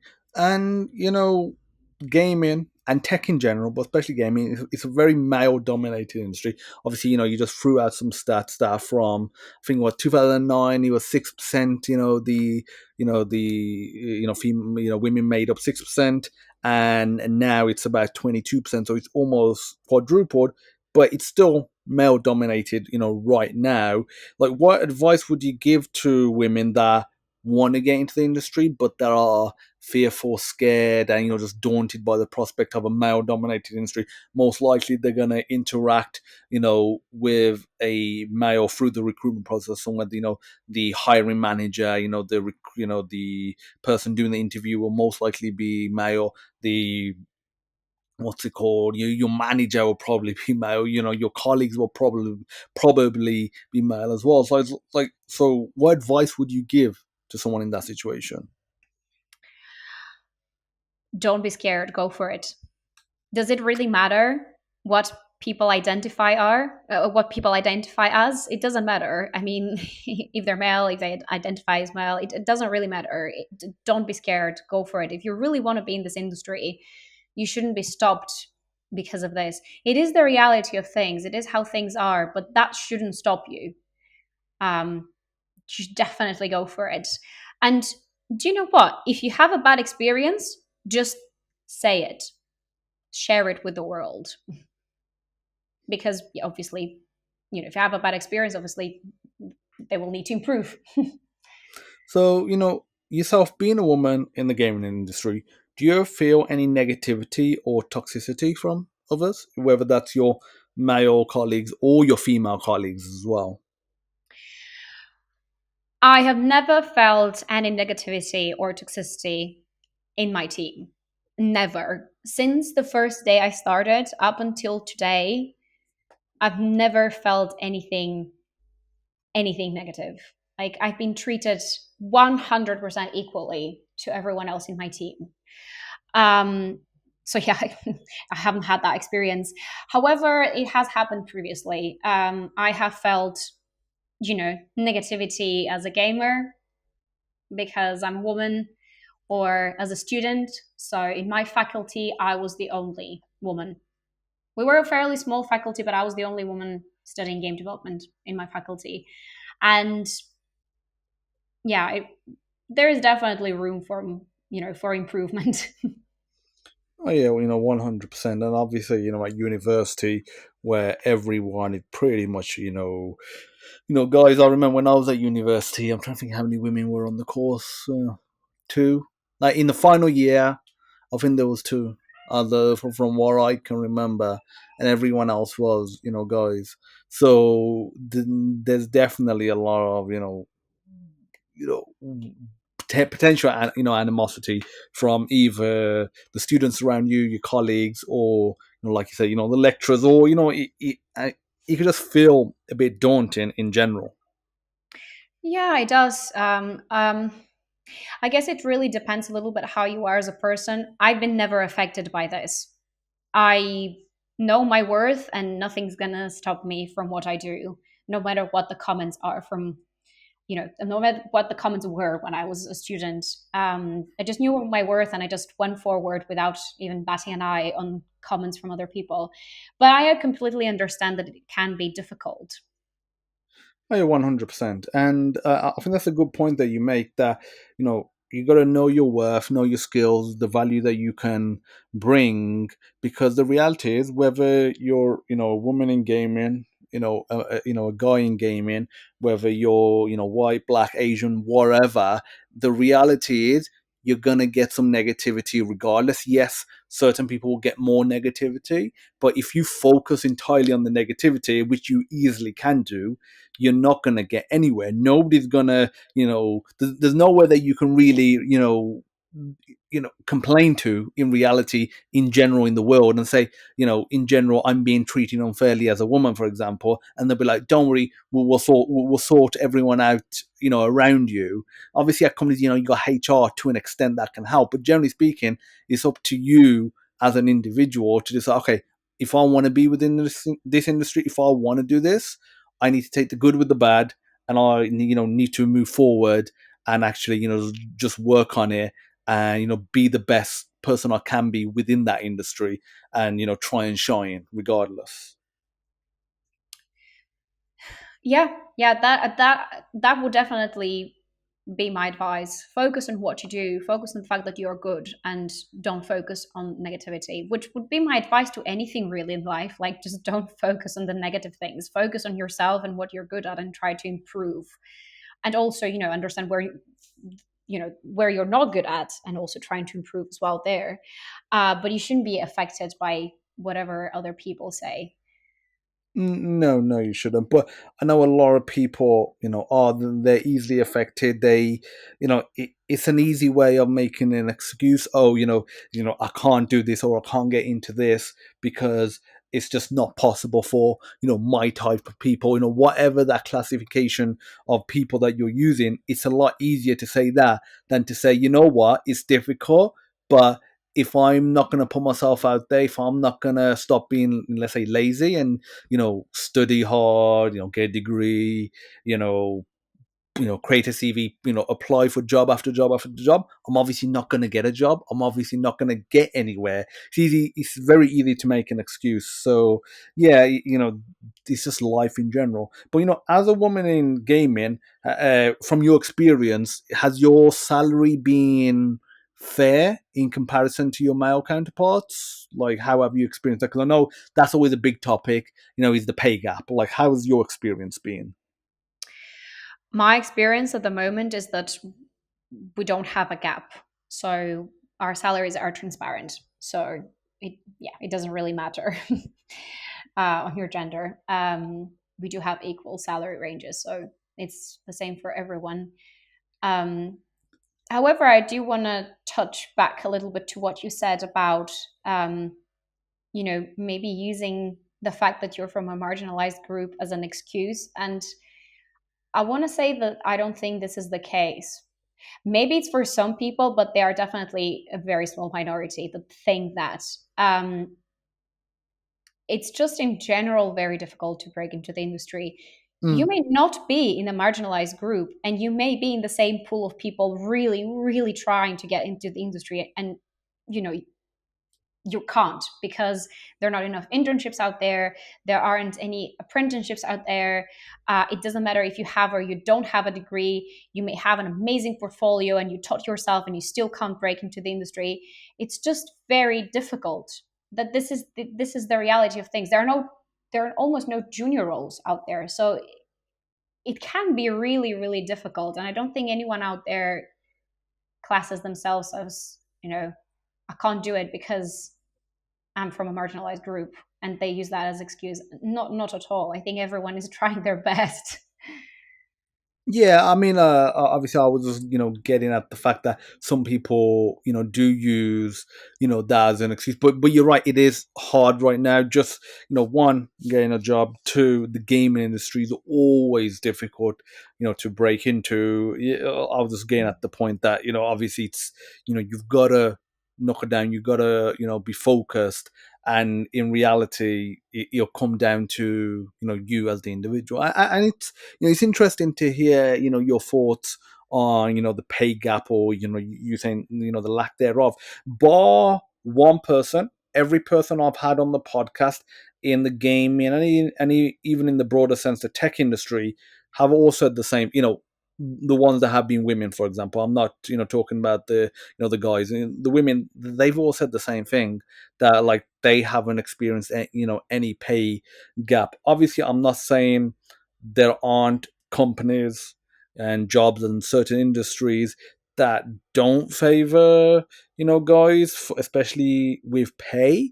But I think in my opinion, the whole notion of the pay gap has to an extent been blown out of proportion if you're looking at like for like jobs, because it's not fair when you factor in certain roles that are typically done by women. Obviously that's a separate conversation of should they be given the opportunity to work in the other roles, or more training, etc., and more exposure. That's a separate topic. That's a separate conversation. That's not pay gap. That's not salary per se. But like for like, yeah, I mean, I agree, a lot of companies do give you a similar salary. It's the same effectively in a lot of companies nowadays. So it's not necessarily worth, financially speaking. Focusing specifically on the game industry, obviously this is where my expertise and experience Yes. comes in, and I can only speak about our clients and the ones we work very closely with. Um, we have not experienced that. Every studio is trying to be. Every studio is very aware of this, and every studio is honestly trying their best to eliminate this completely. We even work with studios, and we're seeing that it's becoming a trend where um, even there's equal pay in disciplines, where pay will only depend on how senior you are, or not necessarily how senior, maybe on how experienced you are in your role. And that and only that defines how much your salary range will be. So I haven't really experienced that gap in my experience in the company I work, of course, and with the clients that we work with. Yeah, and I think you're in a unique position to be able to, make that comment, because it's one thing if you're, let's say, if you're a programmer working in the games industry and you've worked at two or three companies, you can only, talk about really your own salary and maybe a few other people that you know. But as a recruiter, you're seeing salaries. You're seeing the salary that the person that you're putting forward is ending up getting. So you're actually seeing what people are getting, once it's all said and done. So you're definitely in a better position to comment on this than most people, I'd say. Yeah, absolutely. I mean, yeah, of course, we are aware of the salary ranges of the roles we work.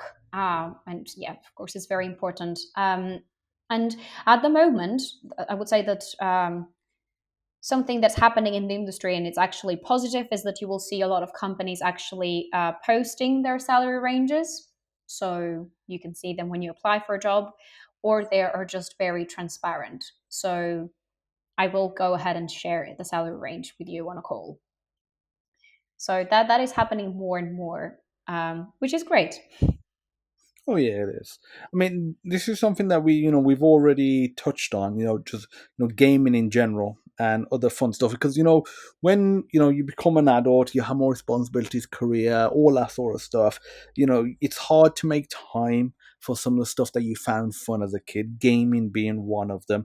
I know I do personally. How do you balance, making sure you progress in life, especially when you have a career that you're trying to advance, whilst still trying to be true to your inner gamer, or whether it's something else that you really enjoy? So I have other hobbies as well. It's not just gaming, even though my biggest hobby is games, and definitely is the hobby that takes the most hours of your time. Um, I think this is something that probably most people will agree with me, but it's different when your hobby is tennis and you play tennis twice a week, or maybe once a week, or maybe even 3, 4 times a week for an hour a day. But it's different when you play games, because I think we all know that sometimes you sit down, turn the game on, look at the time, oh, 7 p.m. And after 5 minutes, look at the time again, and it's 11 p.m. And you're like, oh my God, I need to go to bed. It is a very time consuming hobby. You immerse yourself in a different world, and just time stops when you play games. Or actually, it stops for you, but actually, time doesn't stop. Actually, it feels like it goes even faster. Um, I definitely play less hours than I used to play, um, but I still play a lot of hours. Not consistently, but I do find myself on a weekend, on a Saturday, for example, not feeling like anything. Like, I don't want to go out. I don't really go out anyway a lot, but I don't want to go out for anything, either even for a walk. I don't want to do the house chores. I'm just gonna be like, I want to sit and play Diablo like until 3 a.m. in the morning. I mean, it's been a very long time since I've had a gaming session like that. I mean, it does get difficult, obviously. And being married now, career run, having, stuff that I'm busy with, house, dealing with always, there's always something that needs to be done in the house. Got a daughter, got another kid on the way. But yeah, I do enjoy putting some time aside and, playing games. So, what game are you currently playing? Oh, currently, I think I've probably mentioned it 5, 6 times already, but at the moment, I do play Diablo. The funny thing is that I actually wasn't a fan of the franchise. It was definitely not the type of game I would have played before. But then everyone in our team bought it, and they were like, Victoria, you have to buy Diablo. You are absolutely going to love it. So I was like, well, I trust them. They know what they're talking about. So I bought it, and I got absolutely obsessed. And I think that one of the reasons that I got obsessed as well is the fact that there's couch co op. And can play with my friends, but also I can play with my fiance, and I really like it. And I know that there have been different comments about Diablo not being what it used to be, and people complaining about it and etc. But I actually really enjoy the game, and what I also enjoy is that I may finish the podcast now and just go play for 20 minutes and then just leave it. Maybe go just do one dungeon and be done for the day. And I actually like that about this game. Yeah, I mean, I've heard a few other people, say stuff like that, and that they'll go and play a few dungeons or like a long dungeon, a dungeon that takes a fair bit of time, or they can, just dip in and play a little bit, 20, 30 minutes, like you said, and enjoy the game. I enjoy Diablo 3. I'm going to get around to it, but like I said, just so busy with other games. But I definitely will get around to it, and I'll, check it out. And I've heard a lot of good things about it, to be fair. Well, do you know what priorities? I think you have to finish Jedi Survivor first. Yes. You have to play Stray because you mentioned you haven't played it. I think you should. No, I've started it. I think I'm more than halfway through the game. I mean, that's the thing. There's so many games I need to start, but then there's so many games I've started. Life got in the way of it. Didn't make time for it, and then like there was like another big release, and I'm like, I'm not waiting for this one. To play in 3 to 6 months. I'll buy it like Jedi Survivor, but Jedi Survivor is the one that I'm currently in the middle of. I'm playing, but yeah, I'm gonna just slowly just get through them. Yeah, definitely do. And if you get Diablo, let me know and we can play together. Yeah, I'll let you know. When I get it. It will be a while. Talking about playing games a lot. Can you remember of a time, if there ever has been, where you were so excited for a launch, of a new game that you took time off work, and what was that game? Oh, that I took. I don't think there has been a game. You know, um, I think I was really excited for Stray. Obviously, I'm a cat person. I have two cats. I saw that there's a cat game, coming out, and I was really, really excited for it. Um, and I remember that when the game came out and I bought it, I was just really looking forward to finish my workday and just sit on my PS5 and play. But I don't think I've ever taken a day just to play. I can't recall. No, I don't think I have. Okay, fair enough. So, what's been your biggest regret in your journey so far, and what advice would you give to someone else looking to follow in your footsteps? My biggest regret. Hmm.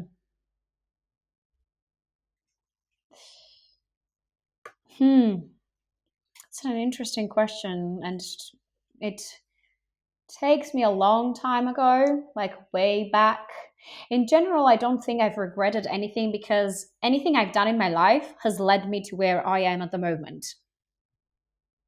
And I think that as a person, I don't regret things. I think everything happens for a reason. No regrets. Honestly, I think everything that has happened until today has contributed to me being here today. Okay. And what advice would you give to someone looking to follow in your footsteps? I guess the advice would be the advice I gave before. Never focus on the negative things. Always focus on what you want to do and in your own strengths. Focus on your strength and just follow your dreams. And I think that something that our founder Joe told me some time ago was that if I made it, it means that anyone can make it. Okay. And, like, but some advice, like something actionable. For the listeners, something that they can say, what, I can action that, even if it's something small. Action. Okay. Well, I have different types of advice depending on like the discipline you would like to follow in order to get in games. But overall, the advice I would give is don't be scared to reach out for help. Don't be scared to build your network on LinkedIn and actually message people. Try to engage as much as you can with people that are currently in the industry. Yes, you may be ignored a lot. It is the reality of things, but just keep going. Don't stop. Eventually, someone is going to reply to you. Someone is going to help you, and eventually, you will make it. And just make sure to show your passion. Let us know that you actually really want this, and that you've taken the steps to get there. Like worked on your portfolio, or tried building a little game by yourself, or just doing a lot of research in the industry. Tell us that you absolutely love the game. I can even give you an example of this. I had recently spoken to a junior environment artist, and he honestly just came to me and said, "I love so much Monument Valley that I bought an iPhone just because I wanted to play the game." And even though we're not hiring for juniors, I actually interviewed him, and he's now in the interview process. Okay. Well, I mean, is he in the interview process for like a mid role, or are they making like an exception for, in this case, for a junior role? So the role is a mid to senior role, but as I mentioned previously, in this industry, titles don't really mean a lot. So he definitely does have good autonomy and experience to get into the role, even though he doesn't have the title intermediate or senior. Yeah. Okay. Fair enough. So, before we wrap up the podcast, I always have a bunch of fun, generic, rapid fire questions. Are you ready for them, Victoria? Rapid fire questions. Okay, let's go. Yes. Obviously, you can answer them as with as long of an answer as possible. So the rapid fire part is pretty loose. So, if you was to run your own company, would you rather run a 10-person company or a 1,000-person company, and why? I would definitely run a 10-person company. I'm not a fond of very big companies, because it kind of feels like you're nobody. I want to have a fairly small team where everyone knows everyone. There's a lot of communication happening um, on a day-to-day basis, and honestly, just to know everyone. It's a common answer from a lot of people. To be fair, most people choose a 10-person company. And you know what's funny? I've had people on the podcast that are running like a 50, 100, 100 plus person company, and they all say they want to run a 10-person company as well. It's not even a matter of the person who doesn't have a company. Even the people that are running larger ones, they miss the days of running a smaller company. So, what happened there? Did they change their mind and they were like, "Oh my god, we shouldn't have grown that much"? What happened? And I think it's one of those things that, when you're creating a company, you're just, you're growing it. That's one of the main goals of, a company. Obviously, you want to create some product, some service, whatever it is. You want to, deliver that to your customers, but you want to grow. And as you're growing, you're hiring more people, and it obviously gets to a point where, you have, let's say, 10, 15 people, and your company and your what you can do can become so much more, but the only way that you can achieve that is to grow it, is to hire more people. And I think you just kind of get lost in it, and you're just hiring, you're just building out the team. And then obviously once you're at that 50, 60 mark, you never hear about somebody that downsizes their company by 80, 90, 95% just because they didn't like the size of it and they wanted to go back to a lean small company. It doesn't happen. Mm. Yeah. Oh, yeah. I see what you mean. Yeah. Yeah. And it's not fair either, because obviously it's one thing if you're doing layoffs because, for financial reasons, for restructuring, whatever it is. But just because, everything's going fine, but you want to go back to a small company, all the people that you've hired that are depending on you and their families are dependent on you, it's not fair to them either. So even if you may want to, like, just morally, you just don't feel right without good enough reason. It's different if, let's say, you need to get rid of a department because financially it's not working out. There's a reason there, and you can kind of justify it to yourself. But when just because you prefer the 10-person days, of the company, it's hard to justify. And I find that even the ones that miss the 10-person people, days, they still like the idea of growing. They still like the idea of serving more people. I think Mhm. it's just that if they had a choice going into another company, especially where maybe money isn't that deciding of a factor, they might stay with a smaller team. Interesting. Do you know what? I haven't thought about that, so that was quite insightful. So yeah, thank you. Would you rather have 5 million, British pounds up front, or 500,000 a year for the rest of your life, and why? half a million for half a million a year for the rest of my life. I like consistency and stability. 5 million can disappear quite quickly. Fair enough. And it's most people, say 500,000 as well. And obviously, yeah, with 500,000, you could do some stupid things, whether they're stupid investments or stupid purchases, and you're going to get another 500,000 the year after. Mm. So, yeah, and you can experiment in a way a bit more, especially if let's say if you're wanting to build out a company or do some investment, you could say, okay, you know what?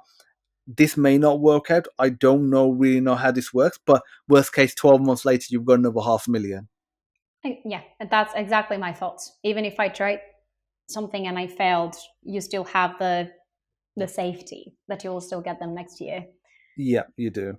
So, what's your favorite board game, video game, and movie? My favorite board game is Dixit. I don't know if you know it. It doesn't ring a bell. I'm googling it. Yeah, you should definitely have a look at Dixit. Interesting, abstract game, makes you think a lot. Interesting rules and very, very pretty cards. So yeah, board game definitely Dixit. Favorite game. Oh my god, you asked me before, and that was such a difficult question to answer. But I will say again, Zelda Ocarina of Time, because it's the first game I ever paid a lot of attention to, absolutely loved. I still love to the day, and it's the reason I'm here today. It has a special place in my heart. And what was the last question? Favorite film? Yeah, favorite film. Favorite, favorite film is I can't answer that. I have so many favorite films. I love the Star Wars franchise and I absolutely love the Lord of the Rings franchise. And I really, really can't pick one film. Okay, that's fair enough. How about either a film or a few films if you can't pick that are maybe lesser known? Because everyone watched Lord of the Rings pretty much, everyone watched Star Wars pretty much. But are there any of those films that a little lesser known that you like? I really love these, and worth checking out. Because I always love some of those more obscure movies that many people haven't watched, but they're just amazing, works of art. The first movie that came in my mind is The Platform. And it's Is that like the the one on Netflix, the foreign one? I'm not sure if it's on Netflix. It's been quite a few years since I watched it, but I found the meaning of the movie interesting. Is that the one, the thriller horror one, where there's like multiple platforms? Yes. Yes, Um, it's on it was Netflix. back in 2019, and yes, I think you're right. It must be on Netflix.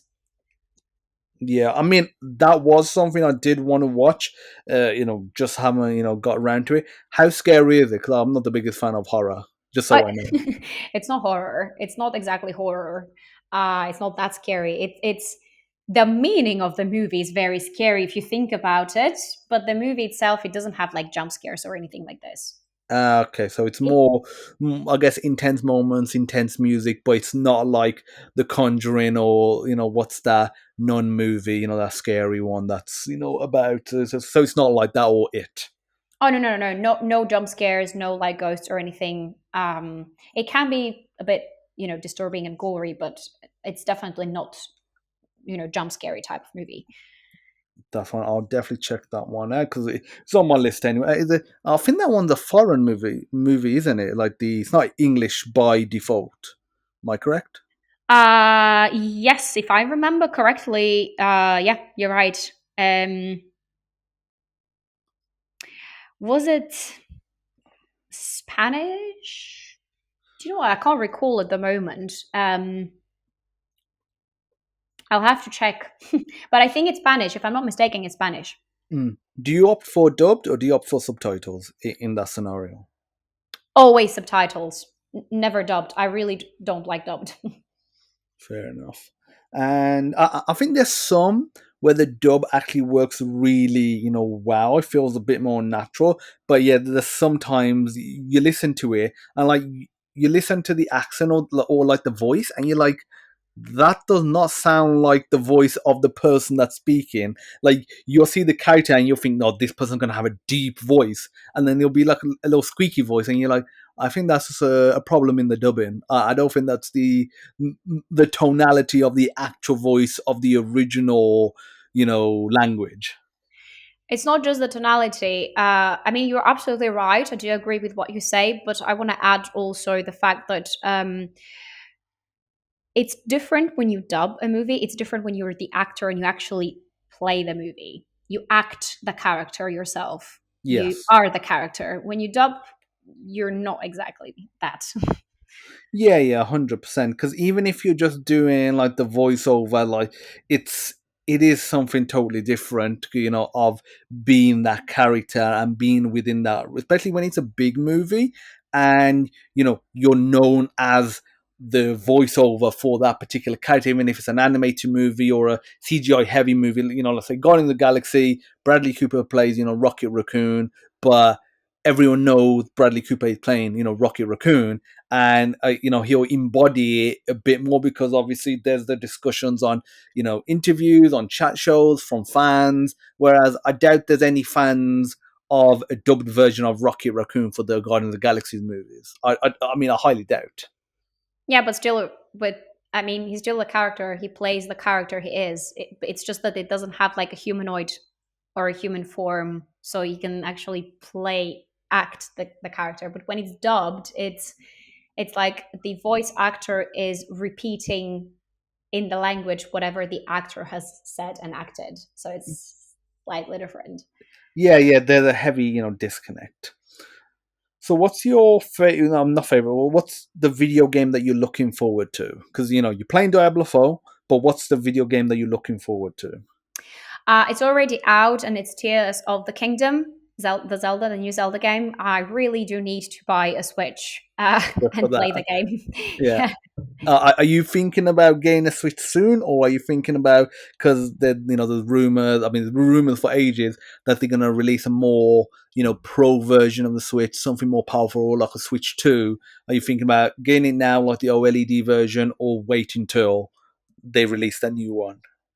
That is exactly what happened to me. So I was really waiting for the Tears of the Kingdom release, and I kind of was hoping that with the release of the new game, they will release a new console as well, because it's been quite a few years now since Switch released. 6 years. Yeah, it's just quite a long period. It's a long time. So I was hoping that they will release a new console, and they didn't. So now I'm in a place where I'm like, do I go for it? Can I justify buying a 6-year-old console, or do I wait a little longer? But how long that will be? How long will I wait? So Yeah, I personally think the new Switch may get an announcement this year, but I think it's coming out next year. And my logic being, there's generally a 7-year gap between a major console release and another major console release. Including Slim and Pro consoles, PS3 to PS4. PS4 to PS5, the Xbox is about the same. It's been a while. Even the OLED one, I think that was 2021. So by that time, the OLED one will have come out. It will have been 3 years. It'll be 7 years next year from the original Switch as well. And a lot will have advanced by then. So I personally think it'll be next year. And I'm hoping for obviously a more powerful system, hoping to be able to do 4K docked and 1080p on the go. But in all fairness, I find 720p still works well because I've got a Steam Deck as well, and that's technically 800p for you if you want to be technical about it, but it's 720p in reality in terms of pixel density, and it looks fine. Like at that screen size, 1080 is nice and everything, but it's not as required. So I mean, it'd be nice to have the option to maybe, if let's say if 1080 they can achieve 30 FPS and 720 they can achieve 60 FPS, it would not be nice to have the option. Actually, that's something I want to, I forgot to ask you before, it slipped my mind. We was talking about Jedi Survivor. He was talking about performance mode and what fidelity or quality mode as it's called. What's your go-to option these days? A 30 FPS 4K ray tracing mode, or a 60 FPS 1080p, maybe 1440p, maybe with some ray tracing. So performance over quality, 60 FPS, silk smooth, or 30 FPS, but you got higher quality at the 4K mark. Uh, it depends on the game. Personally, I'm not really fussed about graphics. I mean, I'm not gonna go play Zelda because of the graphics. I'm gonna play it because the game is absolutely amazing. Um, for games like Jedi Survivor, I do prefer quality because, well, it's a realistic looking game. If it's a realistic looking game that is made and supposed to look amazing, then I want to play quality over performance. But if it's a game like Zelda, then I don't care. Like I'm really not bothered about the fact that Nintendo Switch is like uh 720, and it wouldn't stop me from buying it. What stops me is, again, the fact that I do think that a new console will come, so I just can't justify to buy an old console. Yeah, I mean it's due any day now, and the success of the Switch, I don't think they're gonna release a totally different system. It is gonna be like a Switch 2 effectively, or a Switch Pro, where you'll have the full backwards compatibility, and it'll just be an extension of the current Switch as well. Like when you do get the Switch, what sort of mode do you think you'll play the most? Docked or handheld? Handheld.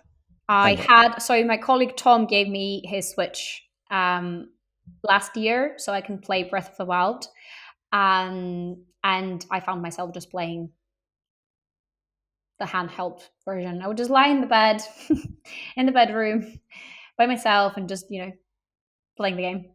I really like Yeah. the portability of it. The only thing I didn't like is the fact that the battery would die really, really quickly. Mm. Yeah, obviously with those portable systems, and that's obviously the other thing. You can have that increased, raw, horsepower, but obviously, the battery's dying as well. Because in reality, in docked mode, it's not giving it any extra horsepower. It's just giving the extra, it's just direct source of power. So like the console's physically capable of doing 1080p, and all that other stuff. It's just obviously in a portable mode, 1080p, will tone down the battery, and it's a slim console as it is. Like when you look at it, I remember when I first got it, I remember taking the controllers off and I held it and I thought, this is like the power of a PS3, give or take, maybe a tad more. And there's a screen here as well. So like if you take the screen off, it's very thin and very tiny, and the amount of horsepower that they've packed in on old hardware as well. But that's Nintendo all over. Like they're using old hardware, but that's tried and tested. It's optimized, and they optimize it heavily, and it works really well. Yeah, yeah, I thought about that, and trust me, as someone who has tiny hands, the size of the console does play a big role. It's one of the reasons that I wouldn't get a Steam Deck, is because it's just not comfortable to hold. Yeah, I mean, for me personally, I find it more comfortable, but my hands will be obviously, bigger than, than yours. So, obviously with the Steam Deck, you look at it, it's big, but I find it very comfortable with the Switch. And again, you probably don't have this issue, but I do have the issue where when I have done long play sessions. Remember with Super Mario Odyssey, I will play for like multiple hours. My hand would start cramping up, and I'll never have that issue if I was playing with a regular PlayStation or Xbox controller or on the keyboard and mouse on my PC. It was just because the size of the controls were smaller. And it actually helped when I got this sort of rubber case that, Mhm. that you could put over the controls. One, it would protect it, but two, it would kind of, pad it out a bit and make the shape more like a typical controller. Mhm. So, that helped as well. But again, yeah, it depends on the size of your hands, I guess. Oh yeah, but for me, even the PS5 controller is actually big for my hands. Is It's it? not. Yeah, it's not comfortable at all. Like if I had to play a game that I really need to have like my fingers on R1 and R2 and L1 and L2, I can barely hold the controller. So yeah, it is. Yeah. It is. I think that for me, the best controller was the PS3 DualShock one. That has been my favorite. Yes, the PS3 controller, was very good, and obviously it's still similar to the old PS2 and PS1. Obviously they had the six-axis support. The DualShock 3 had, the vibration in there as well. But yeah, it was definitely, a great controller. Uh, Do you ever remember that? What was the original PS3 controller name? The one that never got released, the one that was shown off back in, I want to say, '05 or yeah, '05 when they first showed off the PS5, the Boomerang controller. Do you ever remember that? The boomerang controller. PS3 Boomerang controller. Hmm. PS3 boomerang. I can't. I think I do. Can't remember to be honest Can't now. remember. I'm After trying the to po- recall my memories and just it's not popping up. After the podcast, have a Google at that, because the original PS3 that they showed off, I think he had something like three HDMI ports or three Ethernet ports. He had a bunch of connectivity as well. Obviously, they always tone things down a bit, but yeah, like the original controller they showed off, they had a lot of backlash, and then they just switched it back to the regular format. Yeah, I'll definitely have a look. Yeah, it's definitely worth having a look. I wonder if there's any working versions. I've always wanted to, have a go at that, because they were saying it's meant to be more, ergonomical. I want to see if that was the case. I was actually quite excited by the idea because it was a bit different, and if it was more ergonomical. But again, yeah, they never released that. So, final question, two-parter: does money buy you happiness, and what does a good life mean to you? Does money buy happiness? No, it doesn't. Money may buy you feeling comfortable, but that doesn't necessarily mean happy. um, and what was the other question? What does a good life mean to you? What is a good life? Calm, being around nature. I don't like big cities. Having a garden and a lot of pets. I mean, that's an answer that I've never had before, but it's definitely an interesting one, and it's the pet side less so, for me, but like the nature and the garden side of it. I've lived in London in the city, for 1 year when I was on my placement year at university, and I'm happy I did that placement year for the simple perspective of one. I learned that I didn't want to work at big companies, like and certain, corporate companies more specifically. And I also learned that I don't want to live in a city. I live more in the country now. We got a bigger house as a result. Detached. I can have the volume as loud as I want. I have no issue with that. There's plenty of land around our house, so we can park as many cars as we want. We've got like this big play set for my daughter, so she can't even use it yet. But we got excited and got it. Me and my wife did, but it's huge, and you just can't do that in a city. So it's yeah, definitely having nature around you, and it's definitely a lot more peaceful, and you know, slows down the pace of life in a good way. I have had a lot of people that ask me questions like, "Oh, you used to live in London. Why did you move out? Like, you're a young person. Do you not want like the life of a big city?" But honestly, I don't. I want my peace and quiet. I like the fact that I wake up by hearing the birds chirping outside and nothing else. And I mean, my hobbies are games, gardening, and cooking. So I prefer doing that in peace, somewhere in nature, not in a big city. Yeah, it's not for everyone. I feel like a lot of people just go to the city because that's like the expected thing, to try and get this high flying career. But especially with remote working now, there's so many opportunities outside of working in the city that you can work at home, have a hybrid model, if need be. So there's definitely a lot of opportunity now not having to work in the city, and get a bigger place, have a garden, have these, possibilities and enjoy nature more. Yeah, absolutely. We are a fully remote team, so we are kind of scattered around the UK. We also have a member that's outside of the UK. She's based in Poland. And I honestly love the fact that we are remote. If we were not remote, I wouldn't have had the opportunity to, you know, to move to a place like this. Oh yeah, 100%. So that's all, the questions that I've got for the podcast today, Victoria. I want to thank you for, taking the time to come onto the podcast today. So thank you very much. Thank you. It has been a pleasure. So yeah, thank you for having me.